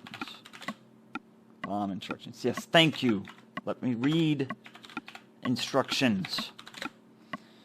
Gaddafi's do-it-yourself bomb. Connect yellow wire for timer. Connect white for backup battery. Disconnect yellow wire. Connect purple wire and blue wire for main battery. Set timer. Connect yellow wire. Bomb is now armed. Do not move or touch wires. Warning, only connect same color wires. Connecting wires in any other order may result in immediate detonation. Turn over instructions. Read back of instructions. Okay. So, they connect the yellow wire for timer, white for backup battery, purple wire and blue wire for main battery, connect yellow wire. Okay, so we got to do this like in a backwards order, maybe? So maybe we got to do it backwards. So, like, the last thing they did was connect the yellow wire. So let's cut the yellow wire. Cut blue wire. Then connect the yellow wire. Let's try it. We're at 48 seconds. We're good. So cut yellow. Snip. Cut blue. Snip. If we cut purple, I think it's going to blow up, but let's try it. Maybe not. Wow. I guess right. Okay, so read instructions. So we cut the yellow because its last was connected, and we cut the blue and the purple because they were connected last too. But you're doing it backwards, I think. So we cut. Instead of connecting, we cut. Instead of connecting, we cut both. Disconnect yellow wire, connect white, connect yellow. So maybe connect yellow wire, cut white, and then cut yellow. Right? So connect yellow, cut white, cut yellow. Connect yellow. I hope this is right. You put the yellow wire together. Cut white, snip. And the timer's still going. Cut yellow. The timer stops, the bomb is disarmed. How about that? 31 seconds. Get bomb. You don't need the disarm bomb. V-towel. You announce to everyone that you have successfully disarmed the bomb. Jeez. Everyone cheers and offers words of praise. Whew. Man. He says, well done, Sonny. I couldn't have done a better job myself. The captain comes over the intercom and says, we are now landing. Please sit down and buckle your seatbelts.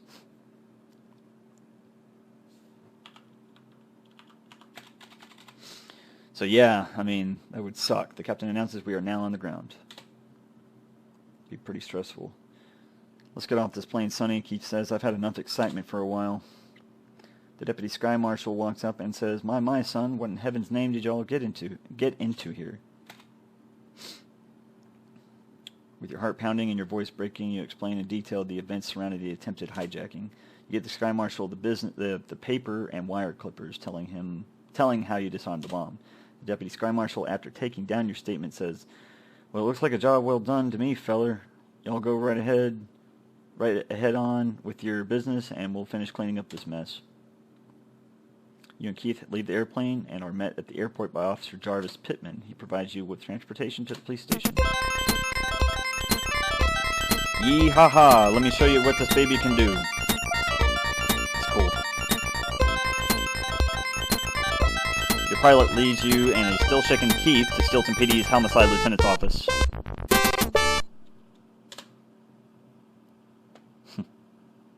Wow, Keith says, that sure was fun, wasn't it, Sonny? Yes, it was. That's the spirit. That's of the spirits. The offices here at Steelton PD are very similar to those back home in Lytton. The man looks like he is trying hastily to get something done. How are you today, sir? I'm pleased to meet you, but if you don't mind, I have to get back to work. I don't know if this is going to matter or not. Nope. It's manufactured by the Lytton Map Company. It's funny, it's ironic, because when you look at the Lytton map back at the police station, I think it's manufactured by the Steelton Map Company. Wall. The walls are sheetrock painted white. The room is really bright. There's a map of Steelton with push pins sticking to it. Into it. Look. Push pins? You know, little plastic things with pointy tips. Yes. Yes, I know. The man's desk is covered with papers. They appear to be doodles all over him. There appear to be doodles all over him. Nice. The woman's desk looks almost too neat and tidy. The woman looks like she is busy reading some forms. Talk, lady. The lieutenant is waiting for you, sir. Have a nice day, sir.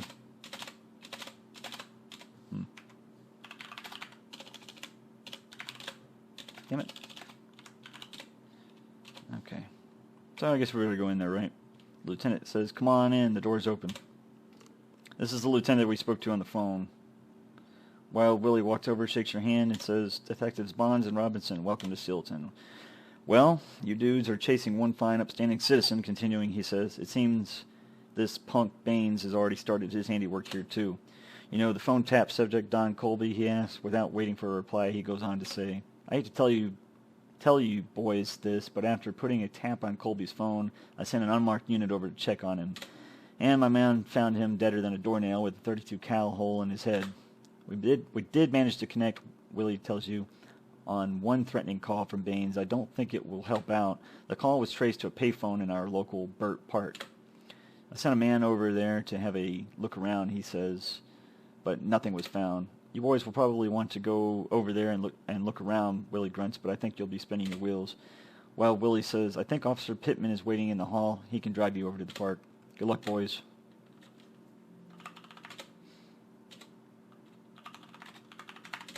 It's relatively uncluttered when compared to Captain Hall's desk.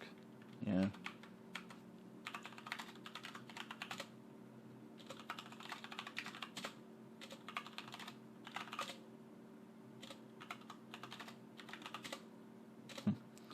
Look, chair. No.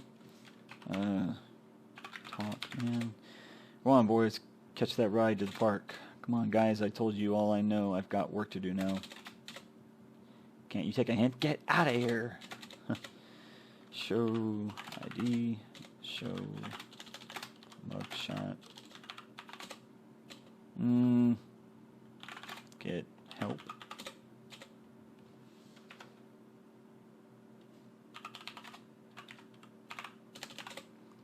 On the table you see a pair of two-way radios. There are two-way walkie-talkies that could allow you to communicate with your partner Keith. Talk, radio. Don't need to. Ask, radio. Take, radio. Not close enough. Of course I'm not. You pick up the two-way radios, handing one of them to your partner, and the lieutenant says, "Oh yes, I set those radios out for you boys. I thought they might come in handy while you're looking around the park." Thank you. I don't see many more.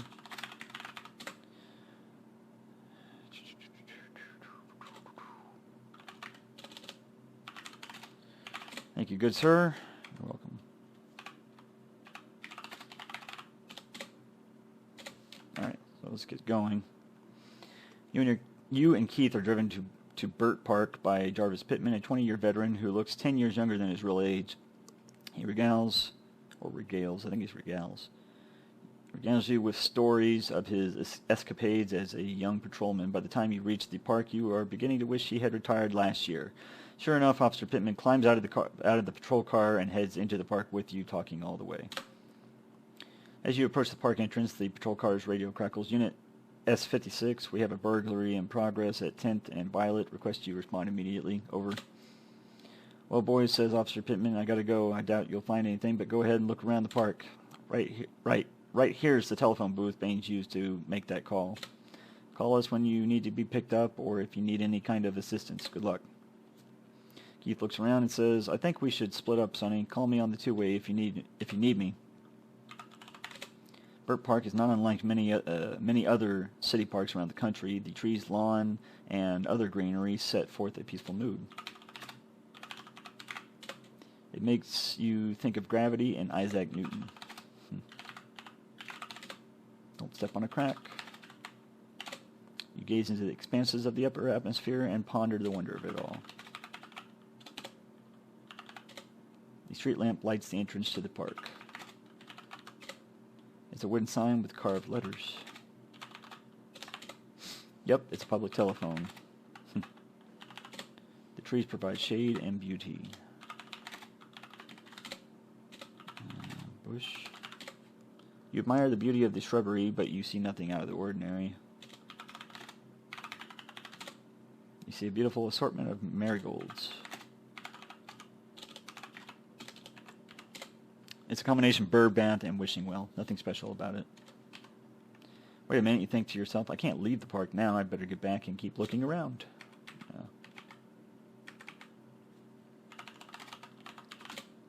Look at the public telephone, and lo and behold, the number matches the one given to you by the lieutenant.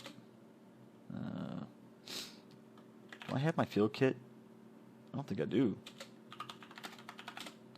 In the confusion, your kit was checked on another plane, and you don't have it. Well, that sucks. Someone appears to have ripped the receiver off the wall.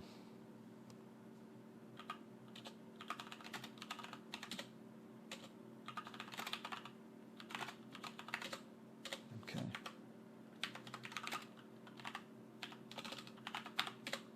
You listen, but he doesn't answer. Of course he doesn't.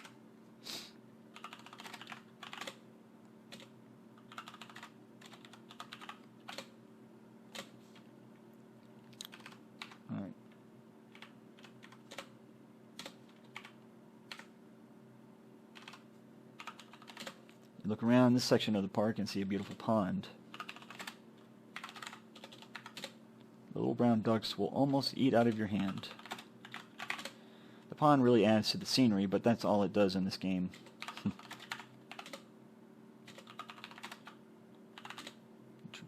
Okay, look, rock.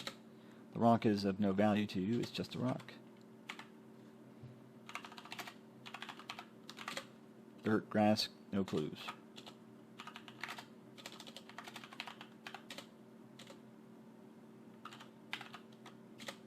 Look here, Detective Bonds, this isn't a picnic. There's an ordinance prohibiting swimming in city parks, and besides all that, Sweet Cheeks is in deep trouble.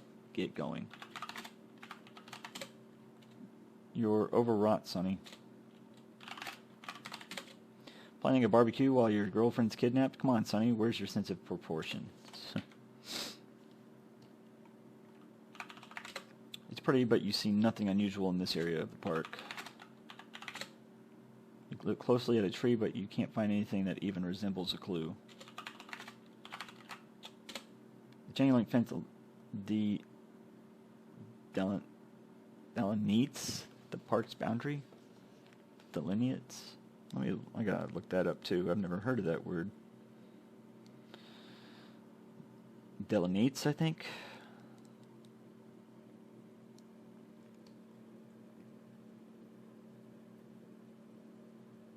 Describe or portray something precisely.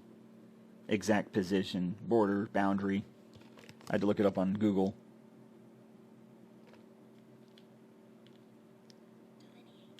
Delineate. Delineate. Okay, it delineates the park's boundary. Huh. You learn something new every day. You notice that a man is approaching you. Threatening you, the man says, "Give me all your money, dude, or I'll rip you apart with my bare hands."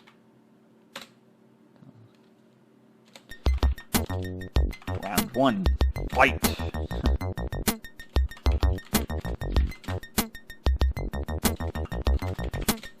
Sure is ugly. It's It doesn't look like talking. It doesn't look like talking is this guy's specialty.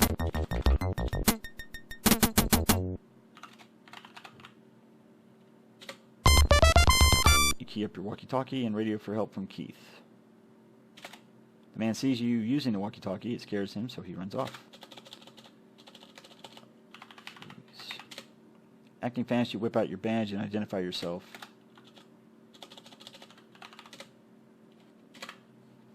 Evidently, the mugger doesn't like cops. You hear heavy breathing, hacking, and coughing as Keith escorts the would-be mugger back to you. Breathing heavily, Sonny says, "Sonny, I'm getting too old for this kind of stuff."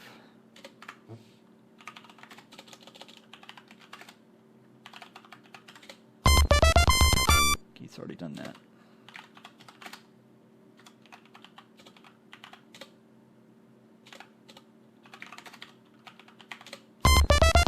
Mugger looks at you and says, "Listen, pig, I ain't talking to nobody. You understand that?" "That talk's cheap, man," the mugger says. Show mugshot.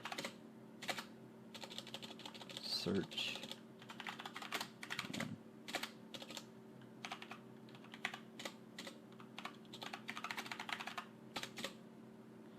Good going, partner.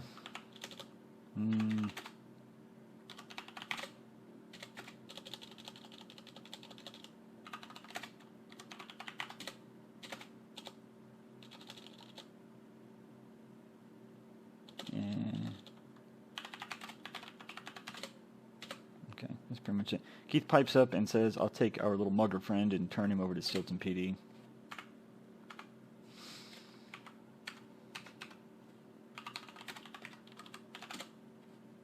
It's all something. Looked like a rabbit, right?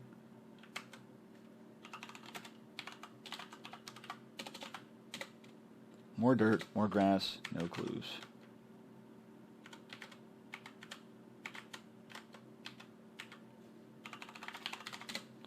Look all around the rock, you find nothing.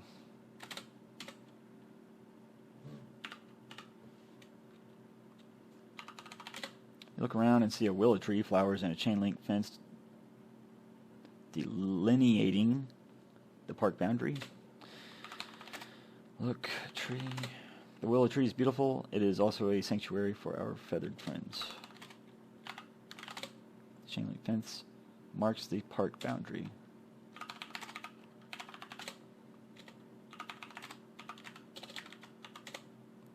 It's lighted at night to help prevent muggings. Bench.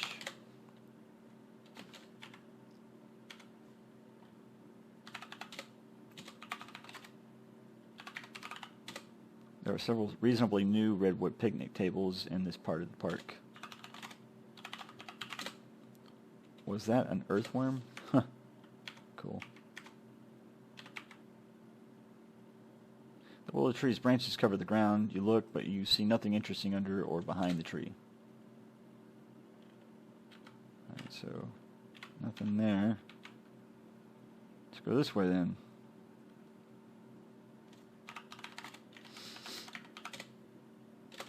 Isn't that a rabbit? Bunny?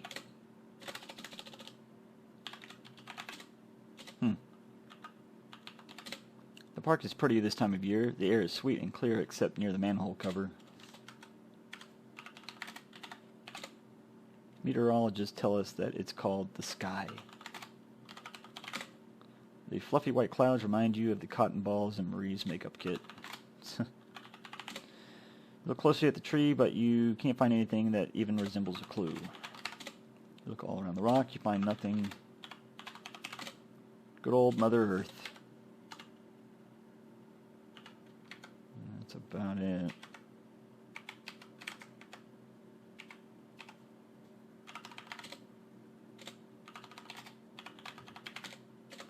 So, nothing else, huh?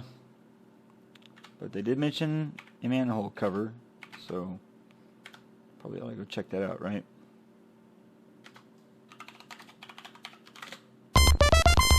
Looking at the ground, you see a manhole cover.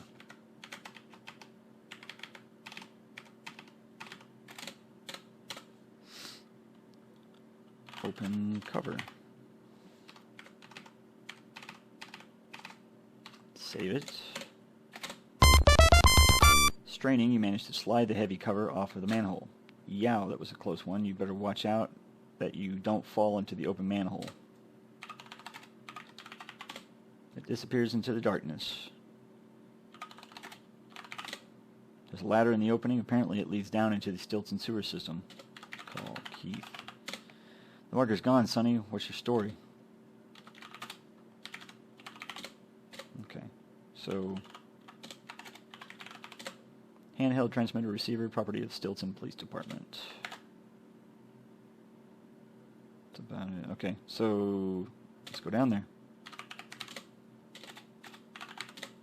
You step onto the ladder and begin to climb down.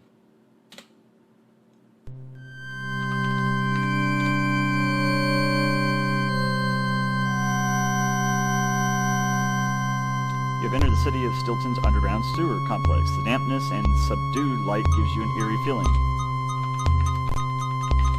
It's an ordinary ladder. On the pipe you see a rat scurrying about its business. Your flesh crawls as you gaze at the subterranean rodent. The slimy brick walkway makes the footing difficult.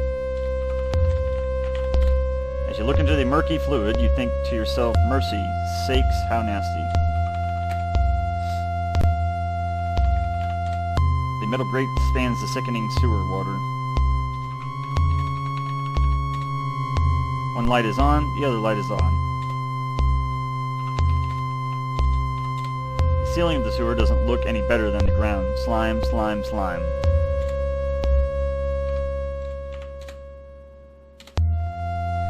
It's best to use the mouse here. I've noticed when I played, you have better control.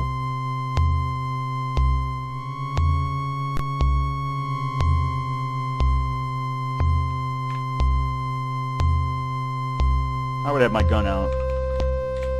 You see walkways and grates that lead around the dark and smelly sewer. Pipes line the walls, and lights barely illuminate the darkness. Rats scurry about the sewer pipes.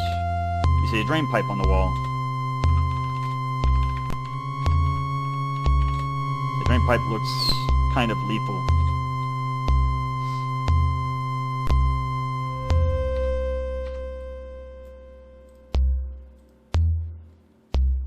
You feel a burning sensation in your eyes.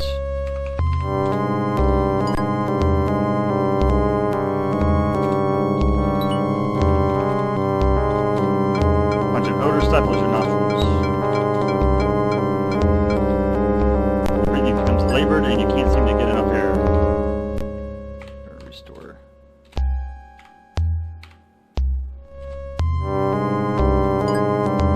You feel weak and lightheaded. You seem to have made it through the pocket of deadly methane gas. Yeah, you gotta go quick.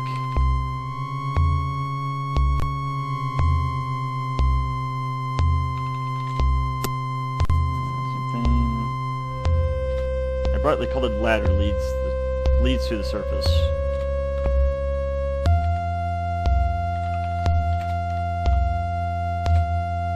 Climbing the ladder, you come to a heavy steel manhole cover. You strain to open the heavy cover, but you only succeed in making a lot of noise.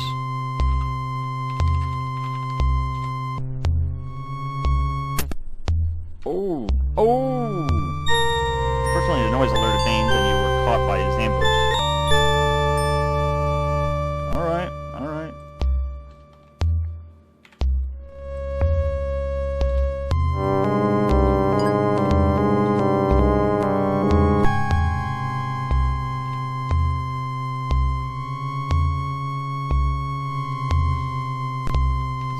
Let's save it here. I'm gonna try it again.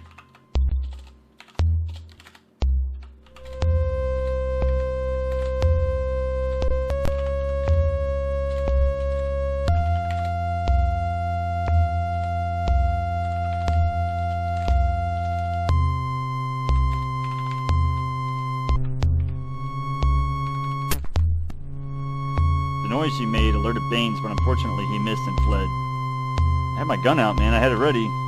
Oof.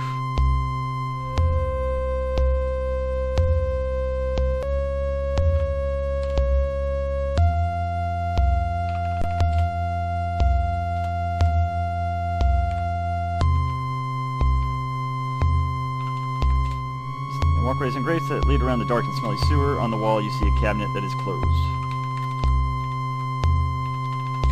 The cabinet is closed.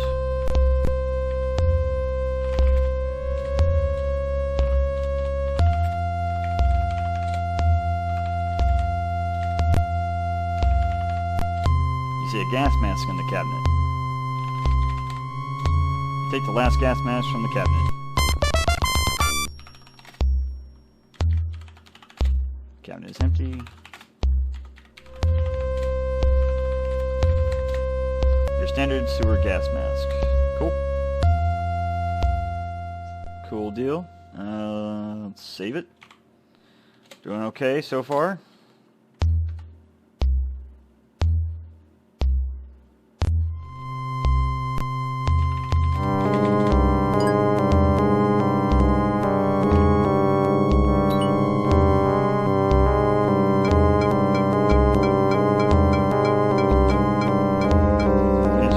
Take off your mask.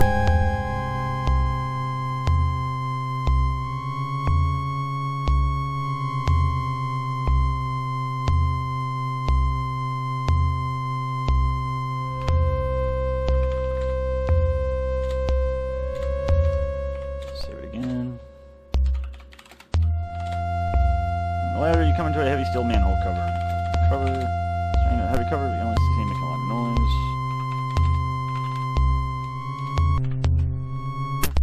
Ah, I tried to shoot him.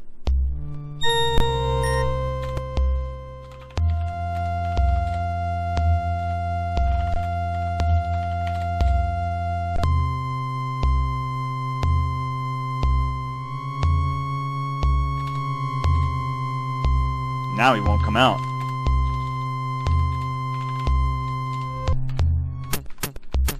Damn. Alright, so it's not worth it.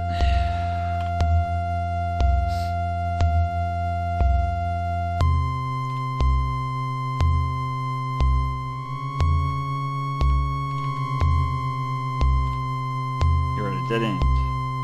Alright.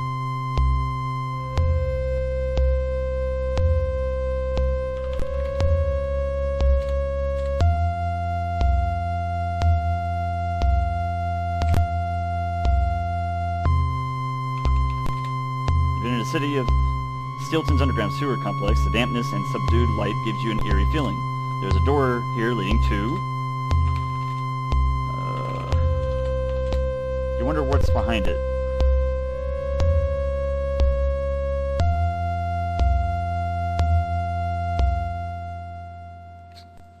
Let's go check over here first.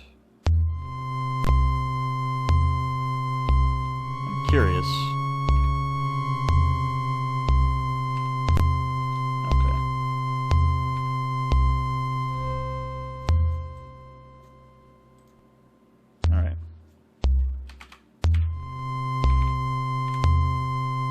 You cautiously walk into the room. You can't believe your eyes when you see Marie, you mumble under your breath. I've located Marie.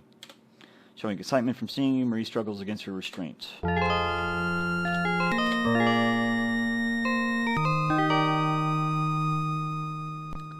And just so you guys know, we're pretty much at the end of the game. This is a control room for the sewer. There is a control panel on the back wall. Look, Marie. Marie's tied up in a chair.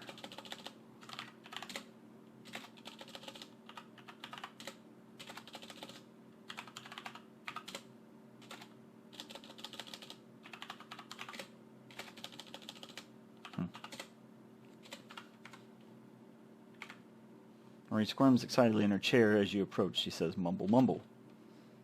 Keep calm. Put kettle... I'm just kidding. Keep calm. After you tell Marie to keep quiet, Marie stops her struggling. Kiss Marie. First, she looks like she wants to be untied. Right.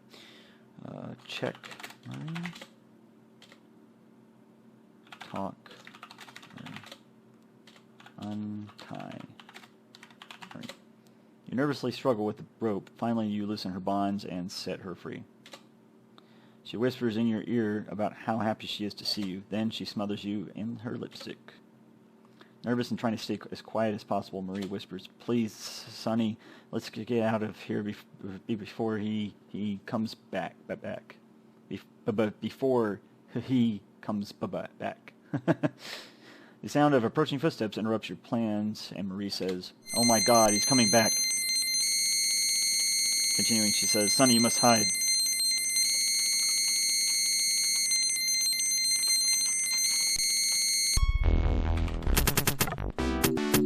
Well, that sucks. Ends with him winning. Remember, anyone with a quick gun and enough ammo wins. Alright, cool. So we'll do all that.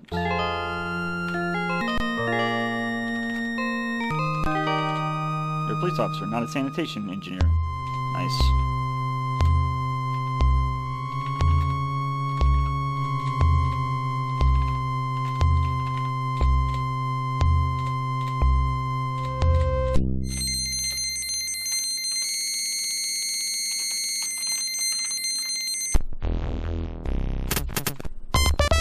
Gotcha! The barrage is over. Bains lies motionless on the control room floor. It appears that all the firing range practice has paid off. Checking Bains, you find all vital signs have ceased.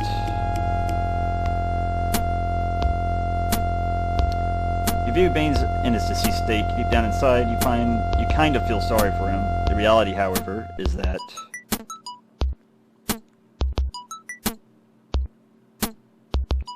the destructive vengeance of the Death Angel has been silenced. What's that score say? 301 of 300. Not bad. "Oh, Sonny," Marie says, "you're my hero. I never want to be apart from you ever again." Back home in Lytton, you have been placed on a mandatory 3-day administrative leave of absence resulting from the shooting death of Jessie Bains. You spend needed leisure time with Marie and await results from the Lytton PD Internal Affairs Shooting Review Board. The 3 days finally pass, and now the findings, conclusions, and recommendations from the Shooting Review Board are as follows. The Review Board findings. This board finds that Homicide Detective Sonny Bonds, while on duty, was involved in the discharge of his weapon at another human being during the process of rescuing kidnapped victim Marie Wilkans. Further, the shooting resulted in the fatal wounding of Jessie Bains, escaped fugitive. The board notes Jessie Bains, while using a stolen .32 caliber Browning automatic, first attacked and fired at Detective Bonds with the intent to commit murder. I thought I fired first. Either way, the dude's got a gun. He's been shooting at us, so he's going to get shot and killed. The review board conclusions. The board finds that Detective Bonds acted in self-defense while in fear for his own life and while protecting the life of kidnapped victim Marie Wilkans. The board concludes that the shooting death of Jessie Bains by Homicide Detective Sonny Bonds was totally and unquestionably legal and justifiable. The review board's recommendations. Number 1, this board recommends immediate cancellation of administrative leave, therefore returning Detective Bonds to permanent active status. Number 2, Detective Sonny Bonds will receive Lytton Police Department's Silver Commendation Award for superior effort and performance while engaged in a life-threatening situation. Number 3, this board recommends that Detective Sonny Bonds participate in a 2-week rest and relaxation period prior to returning to duty. It's badass. The next day, the three-piece band strikes it up as Captain Fletcher Hall presents you with the Silver Commendation Award.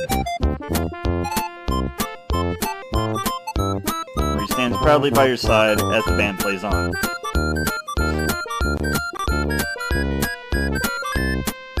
Although you know it's a lie, Keith vows to quit smoking by the time you return from the island paradise.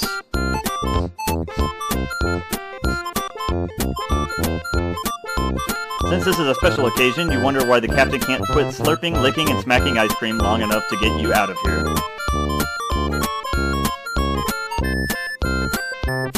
Oh well, you think. I guess it's better than the old habit he used to have, dipping and spitting snuff.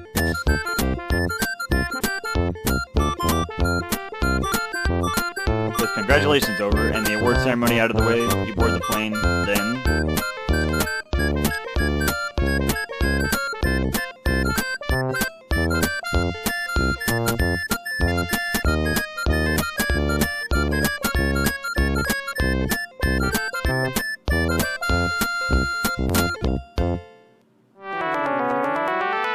You and your high school sweetheart Marie Wilkans fly away into the sunset.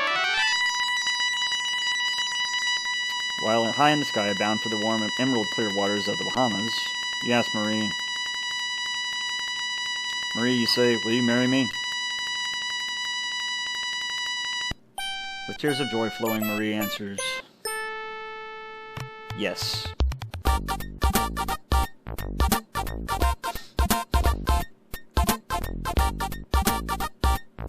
Thank you for playing Police Quest 2. The end.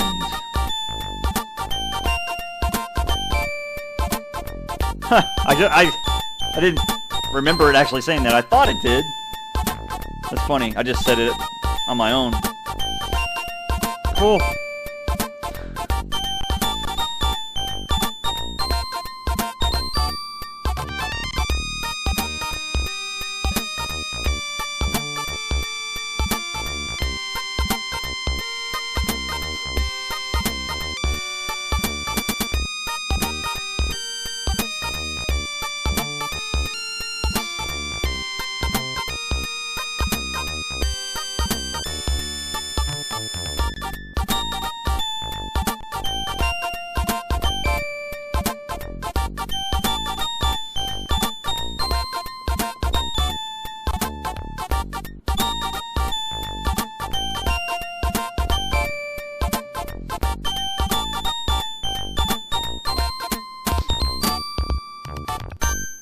Alright, so just wanted to wait for the music. I like the music. I mean, it's old school, you know, but I like it. And plus it's kind of loud for me to talk over, so I hope you enjoyed the game. That's it. It's Police Quest 2, The Vengeance. Came out in 1988. Seems like a long time ago. And it's just amazing to see how these games have changed over the years, from the graphics, just the way they're made, everything. You know, this is 31 years old, right? Man, it's a long time. But a great story, great game, and I will be doing Police Quest 3, The Kindred. That's a good one. Really good story. You'll like that one too. And it's VGA, so it's different. It's point and click, no more typing. The first two games are typing, and that's it. So the rest are point and click, easier, and a lot more to them, but easier to do. Other than that, I mean, I'm actually surprised that I got 301 of 300. I thought I wasn't going to make it because I was kind of low on the score, but I guess not. I guess I did really well. I don't know if this is the highest you can get or not. There might be more that I missed. I don't know. If you know, post in the comments and let me know. I hope this video helped you out as far as a playthrough. These are long, lengthy videos. I mean, I do everything. I don't just do the point stuff. I don't just go and do the immediate things to get you through the game. That's not why I did the playthrough. I do everything, show everything, read everything. So some people don't like that. Some people do. You can always skip ahead. You know, you can kind of fast forward through it. And you can kind of tell if you do it on the computer anyway, or even on your phone if you're watching it on YouTube, you can kind of go ahead and see where the video is at and skip past some things. But you might miss something, so you kind of have to kind of watch that. Look at the picture. He's actually smiling. You give it a thumbs up. That's cool. But anyway, so I hope you enjoyed the video. I hope it helps you if you are playing through the games. I hope you enjoyed the story, because they are good stories. And it demonstrates proper police procedure as far as back then. Things have changed since then. So, I mean, it's been 30-something years, right? 31 years. So things have definitely changed for police back then. Notice the terrorists on the plane.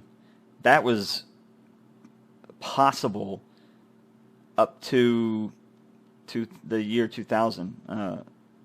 2001, sorry. And September 11th. I mean, cops were able to take their guns on planes, on jets, and travel up until that point, until 9/11. I remember specifically. Everything changed then. Everything changed from that moment. As soon as those planes hit the towers and the Pentagon and all those people were killed from the terrorist attack, that changed everything. And it made it worse for police because they couldn't take their weapons on anymore. So that really sucks. I mean, they have sky marshals on there, but I don't know if they're on every single plane. On the other hand, you know, the terrorists aren't going to get guns on there. They're just not. But they got box cutters on before. But again, things have changed. You can't even get that shit on there, I don't think. I don't think you can. But, in fact, I could probably say that you can't at all. Take knives and stuff like that. But anyway, it's really interesting to see how things have changed since then, you know, comparing that hijacking to terrorists. I mean, and they apparently were Arabic, those terrorists, so it's kind of funny how they were hijacked. I don't know if there were a lot of hijackings that involved Arabics or Middle Eastern people, terrorists. I don't know. Back then, I don't know. I don't know if they just did that randomly or if they based that off of something that really happened. I have no idea. But things have definitely changed since 9/11, and things have definitely changed since back in the 80s. So it's, I mean, if you travel, you'll know when you go to an airport and you go through TSA and all that. But anyway, great story. Jessie Bains is dead, and he was trying to kill Sonny, especially. He was probably going to kill Marie as well. You almost do kind of feel bad for Bains because he's just going around pretty much going crazy and just killing people that got in his way that caused him all the problems. And it's like, what was his plan? What was he going to do after that? You know, I kind of wondered. Was he going to kill both of them and then kill himself? Or was he going to kill both Marie and Sonny and then fucking leave? You know, was he going to go elsewhere? Travel out of the country? Who knows? I have no idea. I'm curious, though, what the plan would have been for him.